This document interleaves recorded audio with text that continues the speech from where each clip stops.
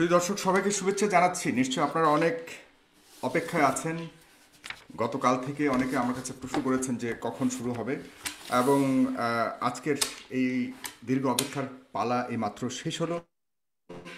আমি আপনাদের কাছে যেভাবে বলেছিলাম যে সম্প্রীতি ও সমৃদ্ধির এক অনন্য উদাহরণ আমাদের মাতৃভূমি বাংলাদেশ। বিশ্ব যখন বিভিন্ন সাম্প্রদায়িক ও সামাজিক অসহিষ্ণুতার প্রতিনিয়ত লড়াই করে যাচ্ছে অসহিষ্ণুতার সাথে, ঠিক তখন আমরা পৃথিবীর সবচেয়ে জনবসতিপূর্ণ দেশ হয়েও অসাধারণ শান্তির মাঝে বসবাস করছি।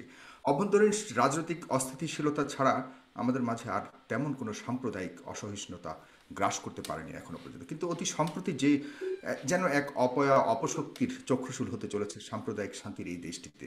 প্রায় সকল ধর্মাবলম্বী মানুষ খুব স্বাভাবিক সামাজিক বন্ধনের সাথে বসবাস করছে বাংলাদেশ। হঠাৎ কেন আমাদের মাঝে বিশাল দেয়াল তৈরি হচ্ছে? ধর্মকে নিয়ে কেন বাড়াবাড়ি করা হচ্ছে? রাষ্ট্রীয় জীবন ব্যবস্থায় ধর্ম কি আসলেই আমাদের আধুনিক জীবনে অন্তরায় হয়ে দাঁড়াচ্ছে কিনা, সেটাও একটা দেখবার বিষয়। প্রগতিশীলতা ও বিজ্ঞানময় প্রতিযোগীশীল বিশ্বায়নের সাথে ধর্ম আসলে কতটুকু আমাদেরকে মুক্তি দিতে পারবে, এ নিয়ে অনেক প্রশ্ন উঠছে। সংবিধানে যার যার ধর্ম পালন করবার স্বাধীনতা সুযোগ থাকলেও কেন মুসলমান ধর্মের প্রতি বা মুসলমান ধর্মের অনুভূতির প্রতিও অনেক প্রশ্ন উঠছে আমাদের মাঝে, সেটা নিয়েও অনেক কথা উঠছে। সে কেন হচ্ছে এইসব অশান্তি, কাদের ইন্ধনে দেশে সাম্প্রদায়িকতাকে উস্কে দেওয়া হচ্ছে? আরও অনেক প্রশ্নের উদ্রেক জনমনে সঞ্চারিত হয়েছে সাম্প্রতিককালে। সকল প্রশ্নের উত্তর আজকে আমরা খুঁজে পাবো এই দুজন জ্ঞানী ও বুদ্ধিজীবী, যাদের অবস্থান সম্পূর্ণ দুই মেরুতে।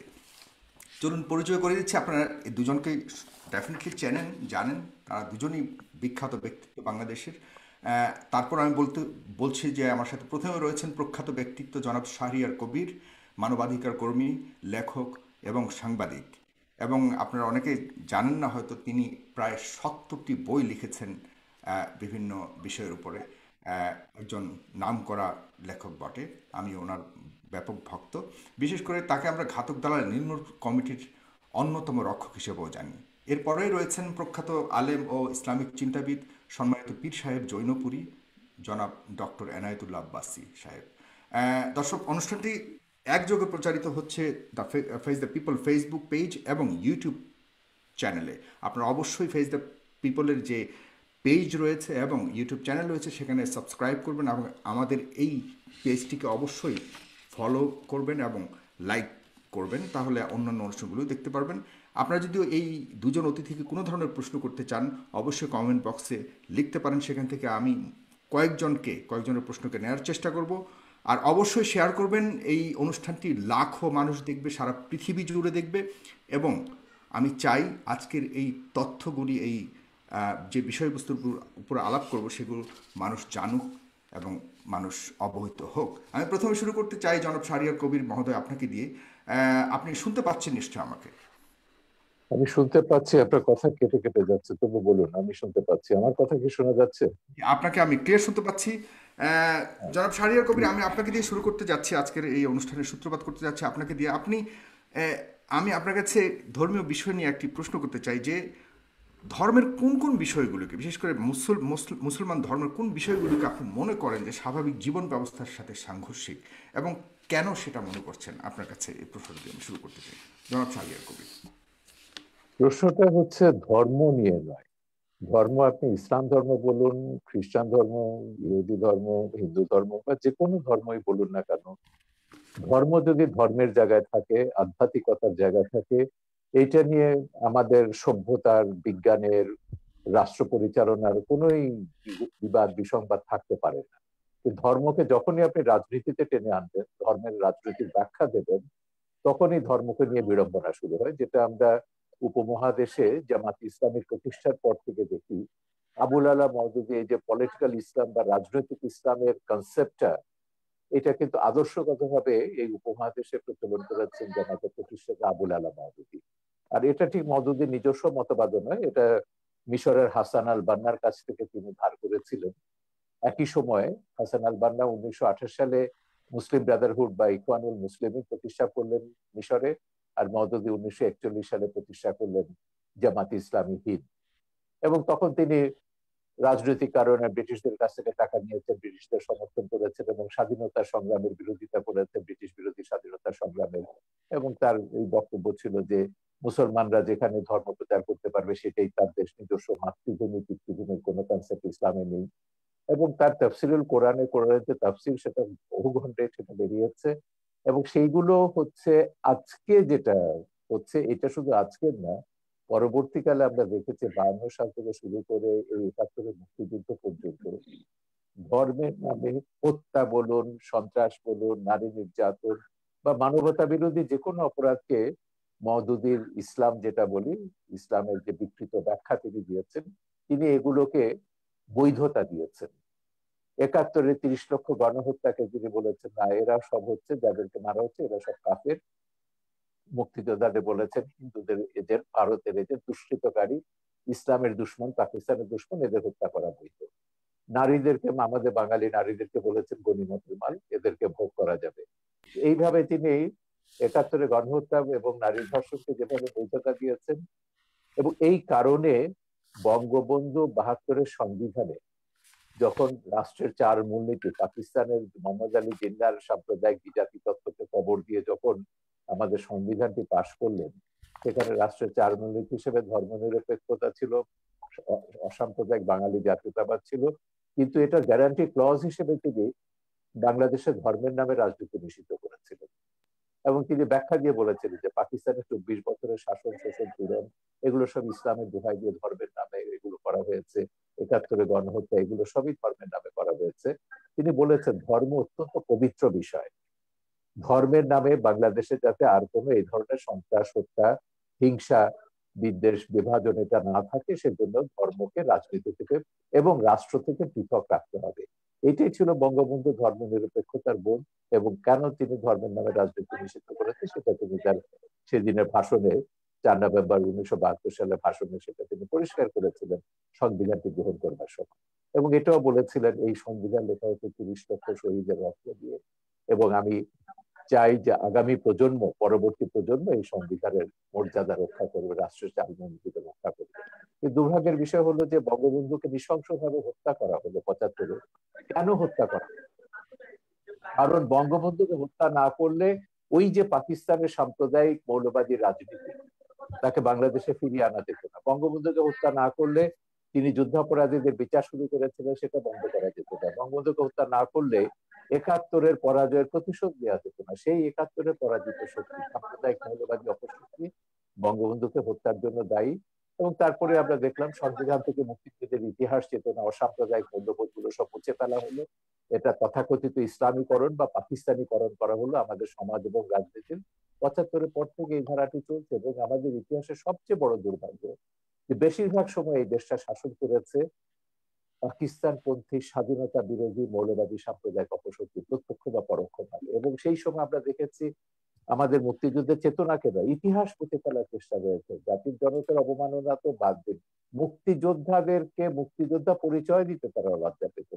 রাজাকার আলবদররা সেখানে মন্ত্রী হচ্ছে, 30 লক্ষ শহীদের রক্ত ভেজা পতাকা তাদের গাড়িতে করে তারা দিয়ে ঘুরে বেরিয়েছে, এমন একটা অবস্থা তো ছিল।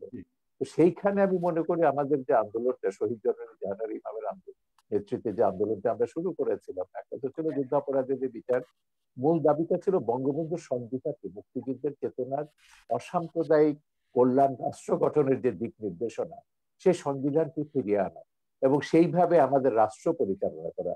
সমাজ এবং রাষ্ট্রের সবকিছু, শিক্ষানীতি, সংস্কৃতি নীতি, নারী নীতি, পররাষ্ট্র নীতি, রাষ্ট্রের সমস্ত নীতি এগুলো পরিচালিত হবে সেই মুক্তিযুদ্ধের চেতনার আলোকে, যে নির্দেশনা বঙ্গবন্ধু সংবিধানে দিয়েছে। কিন্তু দুর্ভাগ্যের বিষয়, সেখানে আমরা এখনো পৌঁছতে পারিনি। এখনো ধর্মের নামে রাজনীতি চলছে এবং এখনো সেই জামাত ইসলামী, সেই ওহাবি সালাফিরা তাদের যে প্রতিহিংসা, যেটা প্রতিহিংসার রাজনীতি বলুন কিংবা তথাকথিত জিহাদের রাজনীতি, উন্মাদনার রাজনীতি, হিংসার রাজনীতি, এটা তো করেই যাচ্ছে। বিচ্ছিন্ন কোনো ঘটনা এটা। আপনি আমাদের বর্তমান যে চলমান আলেম সমাজের যে দৃষ্টিভঙ্গি, সেটাকে আপনি কিভাবে বিচার করছেন? এক কথা যদি বলেন তাহলে এরপরে আমি যাচ্ছি। আমি এদেরকে মোটেই আলেম সমাজ বলবো না। এরা হচ্ছে ইসলামের নামে তারা রাজনীতি করছে। এরাই হচ্ছে সেই 71-এর ঘাতক দালা যুদ্ধাপরাধীদের রাজনৈতিক, আদর্শিক এবং সামরিক উত্তরসূরি। সেই রাজনীতিটা এখন করছে, বাংলাদেশকে মোল্লা ওমরের আফগানিস্তান বানাতে চাইছে। এর সঙ্গে এখানে আব্বাসী সাহেব আছে, তিনি বলবেন, কারণ তিনি তো তার পিতা অত্যন্ত শ্রদ্ধেয় একজন, সে হিসেবে পীর হিসেবে আমরা তাকে সম্মান করি। আমাদের দেশে সুফিরা ইসলাম প্রচার করেছেন, পীররা এখানে আব্বাসী সাহেবের জোনপুরের হুজুরের মতন এরাও ইসলাম প্রচার করেছেন, এরা শান্তির ইসলাম প্রচার করেছেন, এরা কখনো ইসলামকে রাজনীতির সঙ্গে যুক্ত করেনি। আমি হযরত জালালউদ্দিন রুমির উপর দুটো ডকুমেন্টারি ছবি বানিয়েছি, যে জালালউদ্দিন রুমির মুরিদ হচ্ছেন আমাদের হযরত শাহজালাল। তো এরা তো ইসলাম সারা পৃথিবীতে, এই ওহাবিরা ইসলাম প্রচার করে, বরং ওহাবিরা কি করেছে, ইসলামকে একটা সন্ত্রাসের ধর্ম হিসেবে পশ্চিমে চিত্রিত করেছে। ইসলাম ব্যাশিং যেটা আছে পশ্চিমে আপনারা দেখছেন, এটা তো জন্য দায়ী হচ্ছে ওহাবি সালাফি, এরা এই মহদুদিবাদী বাংলাদেশে তারা। সুতরাং এরা যেটা করছে এটার সঙ্গে ইসলামের ধর্মের লেশমাত্র সম্পর্ক নেই। এটা হচ্ছে শেখ হাসিনা সরকারকে ক্ষমতা থেকে উচ্ছেদ করে এখানে মোল্লা ওমরের আফগানিস্তান বা জিয়াউল হকের পাকিস্তান বানাতে হবে।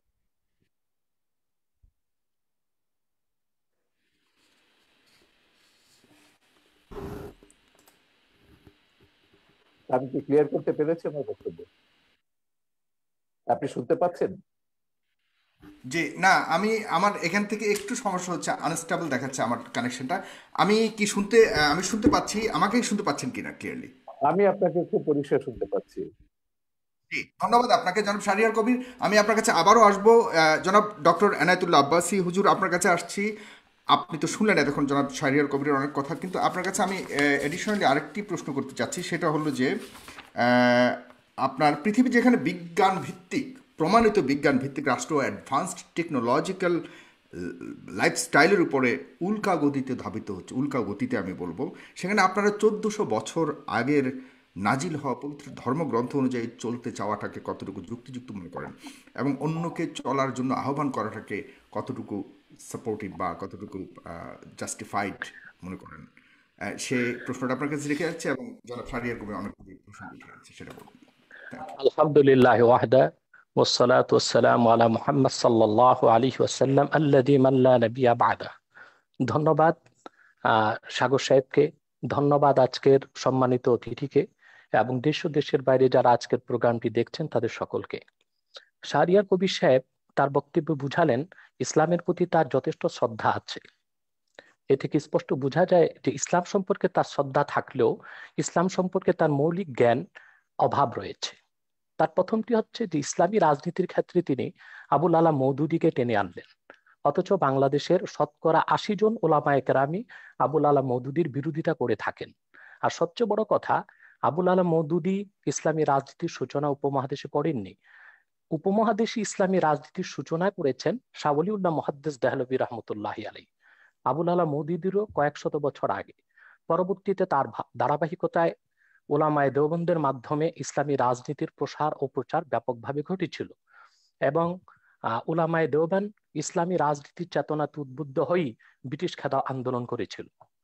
সবচেয়ে দুঃখজনক বিষয়, আমাদের দেশের বুদ্ধিজীবীগণ ইসলামকে বিভিন্ন নামে অভিহিত করে থাকেন। কেউ বলেন রেডিক্যাল ইসলাম, কেউ বলেন মডারেট ইসলাম। ইসলামকে বিভক্ত করার কোনো অথরিটি কোনো মানুষের নেই।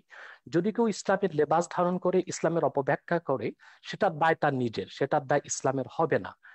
দেখার বিষয় কোরআন সুন্নাতে রাষ্ট্র ব্যবস্থা বা রাজনীতির কথা আছে কিনা, সেটা দেখার বিষয়। তারপর আমরা দেখবো সেটার কে অপব্যাখ্যা করছে, কে সঠিক ব্যাখ্যা করছে। আল্লাহর হাবিব মোহাম্মদ সাল্লাল্লাহু আলাইহি ওয়াসাল্লাম ১,৫০০ বছর আগে আল্লাহর পক্ষ থেকে আমাদেরকে যে দিন ইসলাম দিয়েছেন, সেটা নিছক প্রথা সর্বস্ব কোনো ধর্ম নয়, সেটা পূর্ণাঙ্গ জীবন বিধান। এবং সেই জীবন বিধানের মধ্যে আল্লাহ রাসূল সাল্লাল্লাহু আলাইহি সাল্লাম মুসলিম জীবন কি রকম হবে, তার ব্যক্তি জীবন, তার সমাজ জীবন, তার রাষ্ট্রীয় জীবন কি রকম হবে, তার সুস্পষ্ট ব্যাখ্যা আল্লাহর পক্ষ থেকে দিয়েছেন।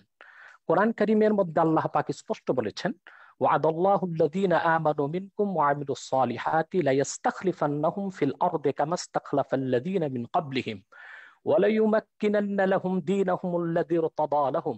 সুস্পষ্টভাবে আয়াতে সকল মুফাসসির একমত, আল্লাহ পাক মুসলিম স্টেটে খেলাফত প্রতিষ্ঠার কথা বলেছেন। যারা ইমানদার, ন্যাক আমল করবে, আল্লাহ পাক তাদের সাথে ওয়াদাবদ্ধ, তারা যদি ইমানের উপর অটল অবিচল থাকে, ন্যাক আমল করে, আল্লাহ পাক তাদেরকে খেলাফতের দায়িত্ব দিবেন।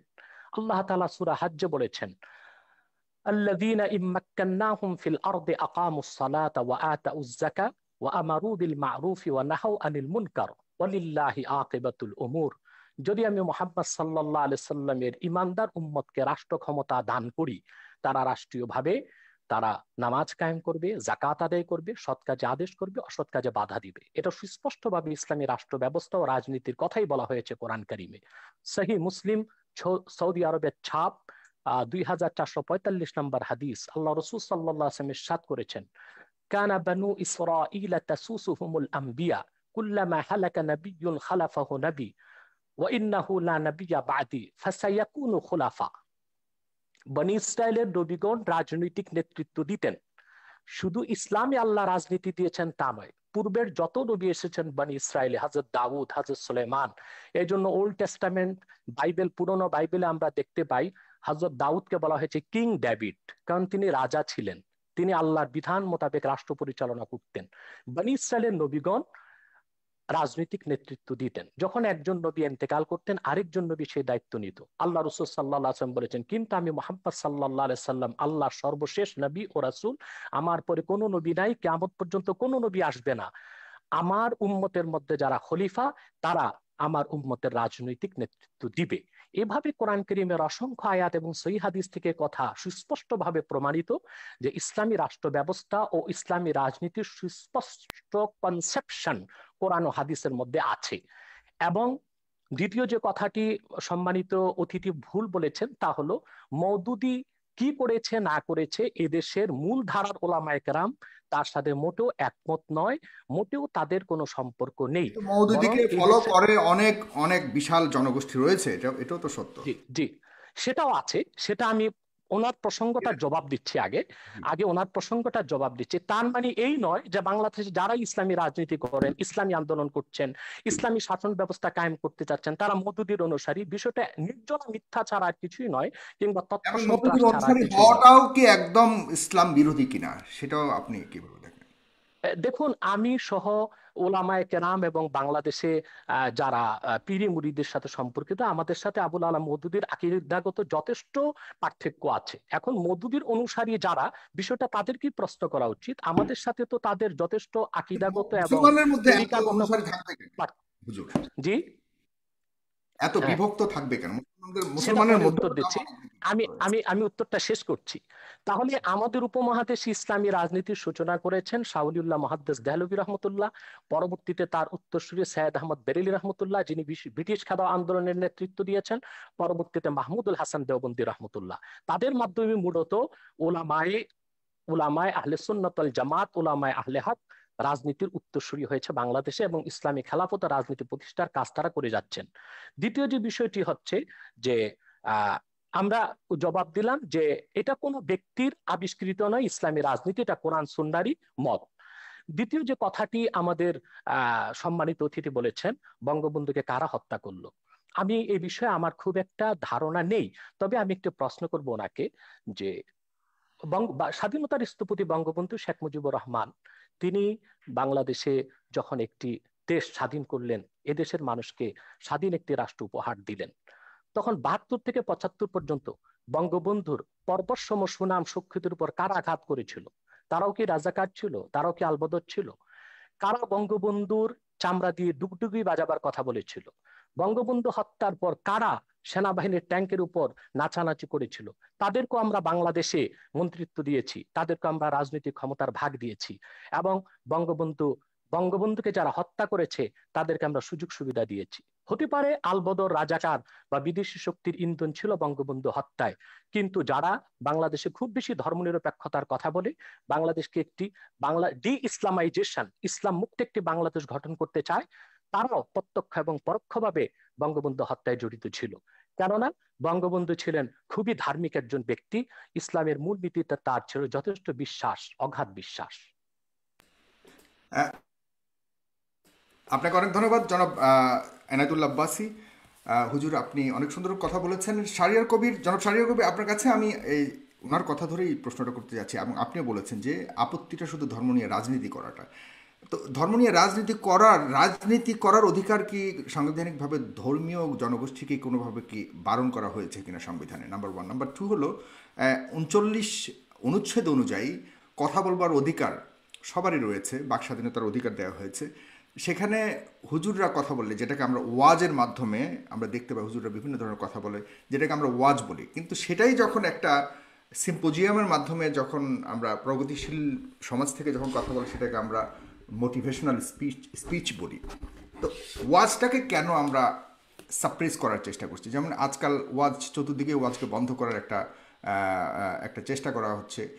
এই স্বাধীনতাটা নাই কেন? কথা বলবার ওই স্বাধীনতাটা নাই কেন? সেখানে কি সংবিধানের আলোকে কোনো ধরনের নিষেধ রয়েছে কিনা আপনার কাছে জানতে চাচ্ছি। না, আপনি কোথায় ওয়াজ সাপ্রেস করা হচ্ছে এরকম তথ্য কিন্তু বাংলাদেশে আমার জানা নেই। আমার কাছে ওয়াজের নামে অনেকগুলি ভিডিও আমি আছে। জি। আপনাকে বলছি ওয়াজের নামে আপনি যদি সংবিধানের উপর আঘাত করেন, বাংলাদেশের মূল চেতনার উপর আঘাত করেন, যে কারণে বাংলাদেশ রাষ্ট্রটি তৈরি হয়েছে, যেটাকে আমরা মুক্তিযুদ্ধের চেতনা বলি, রাষ্ট্রের 4 মূলনীতিতে যেটা প্রতিফলিত হয়েছে, ওয়াজের নামে আপনি যদি ভিন্ন ধর্ম, ভিন্ন মত, ভিন্ন জীবনধারায় বিশ্বাসীদের প্রতি ঘৃণা বিদ্বেষ প্রচার করেন, সন্ত্রাসী বক্তব্য রাখেন এবং প্রতিহিংসামূলক বক্তব্য রাখেন, তখনই সেটা আর ওয়াজ হয় না, সেটা একটা রাজনৈতিক হিসেবে মতলববাজিতে পরিণত হয়। আপনি ওয়াজে ইসলামের মাহাত্ম্যের কথা বলুন, ইসলামে কোরআনে কি মানুষের কল্যাণের কথা বলা নেই? আপনি যখন মসজিদে, এই যে কদিন আগে আমাদের ইয়েতে একটা ওয়েবিনারে 16 ডিসেম্বরে একজন মন্ত্রী এসেছিলেন এবং তিনি বললেন যে তিনি মসজিদে আপত্তি করেছেন যে খুতবাতে বলছে মুসলিম উম্মার জন্য প্রার্থনা করতে হবে। তো মন্ত্রী বলছেন, তো বলে যে শুধু মুসলিম উম্মা কেন, আল্লাহ তো সারা সমগ্র বিশ্বের জন্য, তিনি তো সমগ্র মানব জাতিকে সৃষ্টি করেছেন, আমরা কেন সমগ্র মানব জাতির জন্য আমরা মোনাজাত করব না বা কল্যাণ কামনা করব? আপনাকে মনে রাখতে হবে বাংলাদেশ রাষ্ট্রটি কেন তৈরি হয়েছে, কেন 47-এ পাকিস্তান হয়েছিল এবং কেন 71-এ বাংলাদেশ হয়েছে। এইটা যদি আপনি না বুঝেন তাহলে কিন্তু এই বিভ্রান্তিটা আপনার মধ্যে থেকে যাবে। পরিষ্কার কথা, মোহাম্মদ আলী জিন্নাহ পরিষ্কার ভাবে বলেছিলেন ভারতবর্ষে মুসলমানরা একটা আলাদা জাতি এবং এদের আলাদা একটা ভূখণ্ড দরকার, এবং সেই ভূখণ্ডটি পাকিস্তান হবে। পাকিস্তান নামকরণও করা হয়েছিল এবং সেভাবে ব্রিটিশরা ষড়যন্ত্র করেই হোক, জিন্নাহর কথা মতোই হোক, ভারতবর্ষকে দুভাগ করে পাকিস্তান এবং ভারত দুটো রাষ্ট্র বানিয়েছে।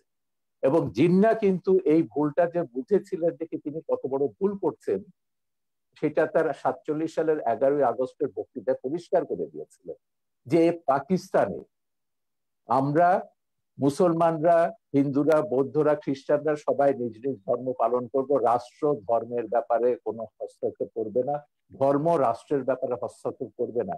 এটা জিন্নাহর বহুল আলোচিত একটা বক্তৃতা, 11ই আগস্ট 1947 সাল, 11ই জুনে এটা বলেছেন 1947 সালে, পাকিস্তান হওয়ার কয়েক মাস আগে।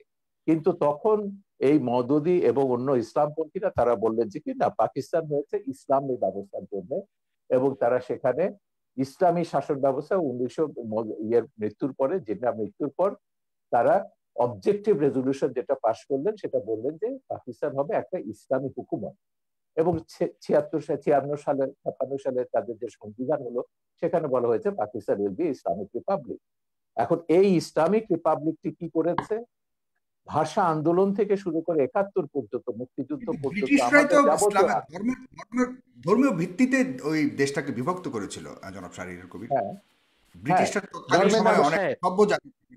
সাগর আমাকে সাহেব, শেষ করতে দিন আব্বাসী সাহেব, আমার বক্তব্য শেষ হলে আপনি বলুন, আপনার বক্তব্যের মাঝখানে আমি কোনো কথা বলি না।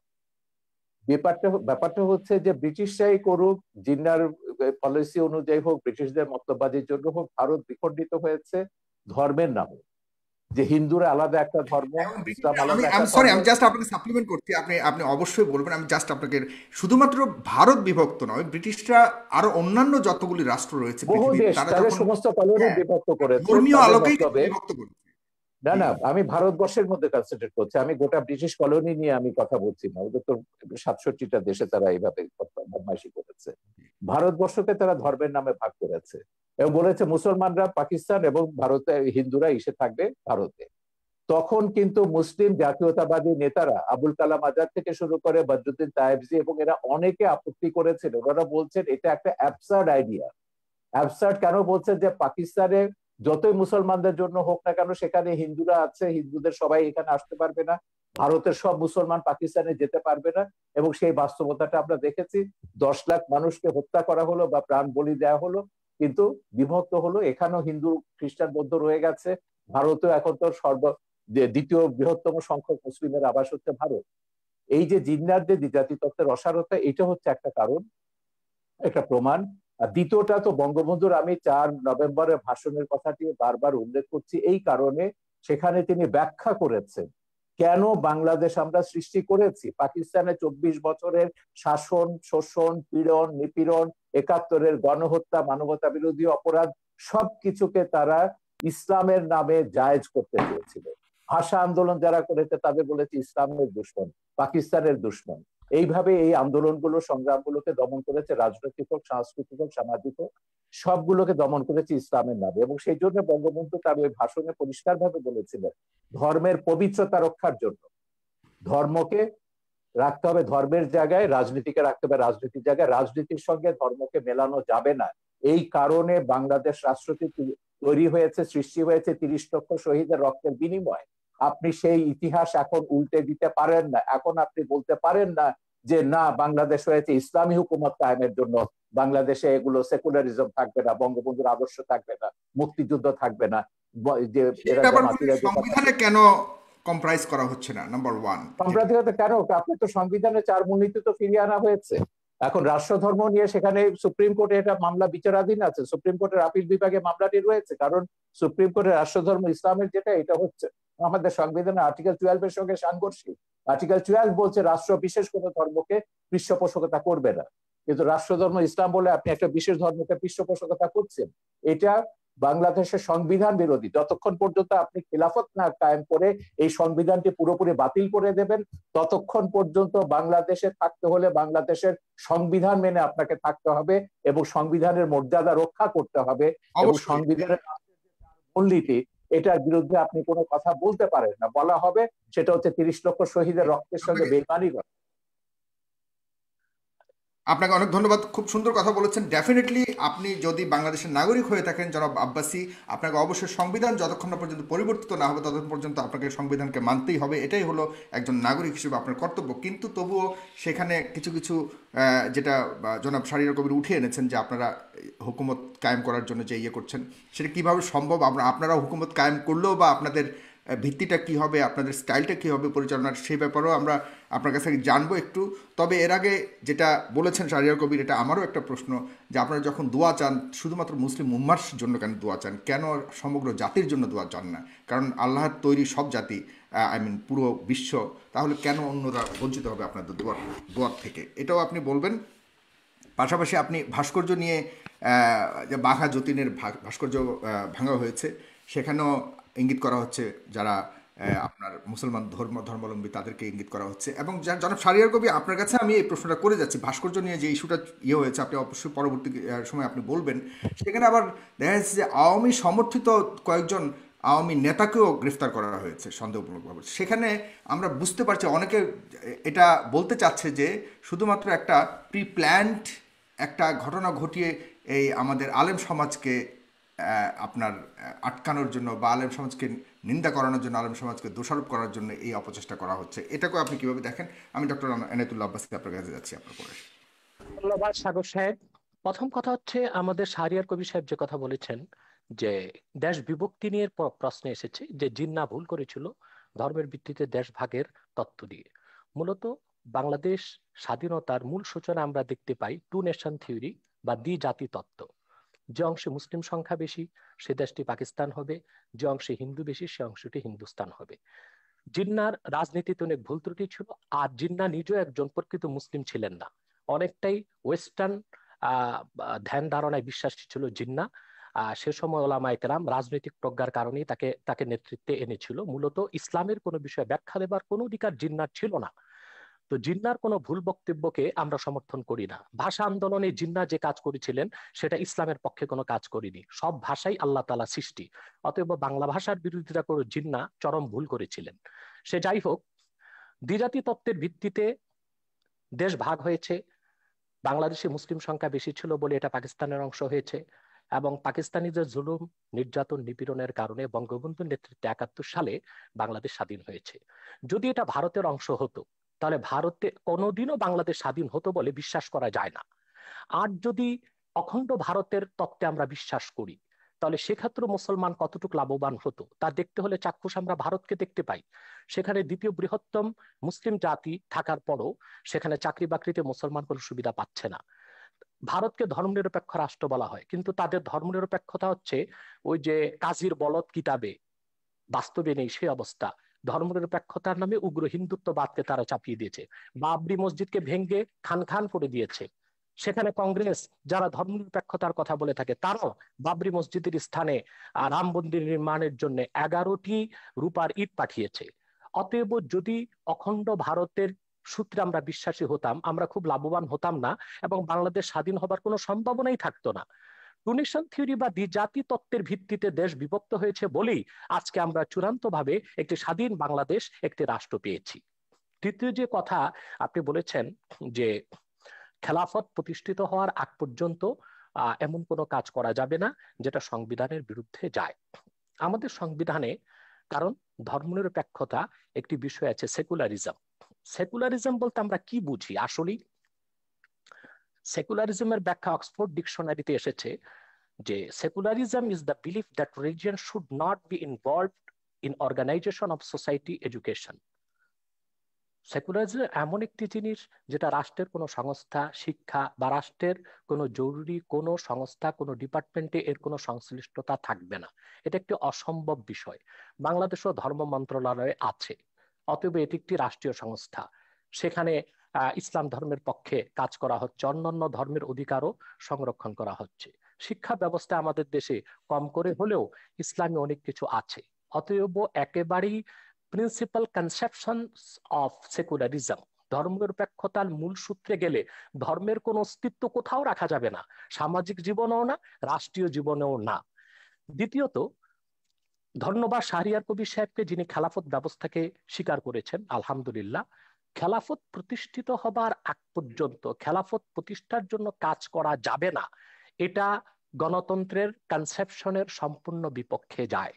কারণ আমার গণতন্ত্রের কনসেপশনস এর মধ্যে আছে বাক স্বাধীনতা, রয়েছে নিজস্ব আদর্শের লালন প্রচার প্রসার। অতএব প্রতিটি মুসলমান ইসলামের মৌলিক নীতিতে বিশ্বাসী, তারা ইসলামী রাষ্ট্র ব্যবস্থা খেলাফতকে বিশ্বাস করে। অতএব তার প্রচার ও প্রসারের জন্য তারা আন্দোলন করতে পারে, রাজনীতি করতে পারে, ওয়াজ মাহফিলের মধ্যে তারা কোরআন সুন্নাহ ভিত্তিক ইসলামী রাষ্ট্র ব্যবস্থার কথা তুলে ধরতে পারেন। এটা প্রতিটি মুসলিমের গণতান্ত্রিক অধিকার। দ্বিতীয়ত, যারা ধর্মের দোহাই দিয়ে নারী নির্যাতন করেছে, নিপীড়ন করেছে স্বাধীনতা যুদ্ধের আগে, তাদের সাথে ইসলামের কোনো সম্পর্ক নেই। এইরকম ব্যক্তি যাদের সাথে ইসলামের সম্পর্ক নেই, ইসলামের পরিচয় দেয়, তাদেরকে ইসলাম একটি পারিভাষিক নাম দিয়েছে মোনাফেক। এবং মোনাফিকের ব্যাপার আল্লাহ তাআলা বলেছেন, ইন্নাল মুনাফিকিনা ফিদ দারকিল আসফালি মিনান নার। মোনাফিকরা জাহান্নামের সর্বনিকৃষ্ট স্তরে থাকবে। যাদের সাথে ইসলামের কোনো সম্পর্ক নেই কিন্তু ইসলামের পরিচয় দিচ্ছে, তারা মোনাফিক, তাদের দায় ইসলাম গ্রহণ করবে না। কিন্তু বড় দুঃখজনক, বঙ্গবন্ধু যে স্বপ্ন নিয়ে দেশ স্বাধীন করেছে, যে দেশটিতে নির্যাতন থাকবে না, নিপীড়ন থাকবে না, দুর্নীতি থাকবে না, সন্ত্রাস থাকবে না, সংখ্যালঘুদের উপর আঘাত করা হবে না, স্বাধীনতার পরে সে বাংলাদেশে আমরা দেখতে পেয়েছি অসংখ্য আহ আহ ধর্ষণ হচ্ছে। বাংলাদেশে এখন গণধর্ষণে পরিণত হয়ে গিয়েছে ধর্ষণ। তারপরে যারা বৈপ্লবিক সমাজতন্ত্রে বিশ্বাসী মাওবাদী, তারা বাংলাদেশে তাদের বৈপ্লবিক সমাজতন্ত্র প্রতিষ্ঠা করতে যে কত মানুষকে হত্যা করেছে সর্বহারা সমাজতান্ত্রিকরা, তার কোনো হিসাব মনে হয় গোয়েন্দা সংস্থার কাছেও নেই। সেটার দায়িত্ব সমাজতন্ত্রকে দেওয়া হয় না, সেটার দায়িত্ব গণতন্ত্রকে দেওয়া হয় না, সেটার দায়িত্ব সেকুলারিজমকে দেওয়া হয় না। তাহলে ইসলামের লেবাস ধারণ করে, ইসলামের নাম ব্যবহার করে যারা অনইসলামিক কাজ করবে, সেটার দায় ইসলামের উপর আসবে কেন? সেজন্য ইসলামী রাষ্ট্র ব্যবস্থার বিরোধিতা করা হবে কেন? তৃতীয় যে বিষয়টি সম্মানিত অতিথি শাহরিয়ার কবির সাহেব বলেছেন, যে সংবিধানের বিরোধিতা করা যাবে না। জনগণের জন্য সংবিধান, সংবিধানের জন্য তো জনগণ নয়। জনগণের স্বার্থে বৃহৎ জনগোষ্ঠীর মতামতের ভিত্তিতে সংবিধান পরিবর্তন হতে পারে। যেমন আমাদের সংবিধানের মধ্যে আহ মৌলিক অধিকার 3য় ভাগের মধ্যে একটি কথা লেখা আছে, রাষ্ট্র ও গণজীবনের সর্বস্তরে নারী পুরুষের সমান অধিকার লাভ করবে। আমরা কি এটা করতে পেরেছি, বা এটা করা কি আদৌ সম্ভব হচ্ছে? যেখানে গণতন্ত্রের প্রসূতি বলা হয় যুক্তরাষ্ট্রকে, সে দেশটিও কি পেরেছে ধর্মনিরপেক্ষতার ভিত্তিতে সে দেশটিকে সাজাতে? মার্কিন যুক্তরাষ্ট্রের সংবিধানে লিখিত আছে কোন নন খ্রিস্টান যুক্তরাষ্ট্রের প্রেসিডেন্ট হতে পারবে না। এটা কি সাম্প্রদায়িকতা নয়? এটা কি ধর্মনিরপেক্ষতার মূলনীতির বিপক্ষে নয়? সে দেশের মধ্যে আরো সাংবিধানিক নিয়ম হচ্ছে, যুক্তরাষ্ট্রের প্রেসিডেন্ট যখন শপথ নেবেন বাইবেলে হাত রেখে শপথ নেবেন। এটি কি সাম্প্রদায়িকতা বিরোধী নয়? এবং এটা কি ধর্মনিরপেক্ষতার কনসেপশনের বিপক্ষে যায় না?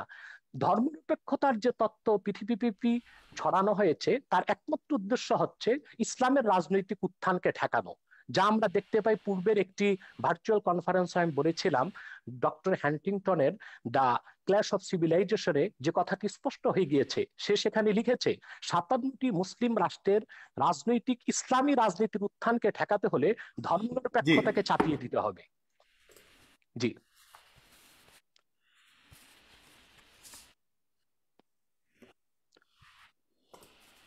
শুনতে পাচ্ছেন সাগর সাহেব?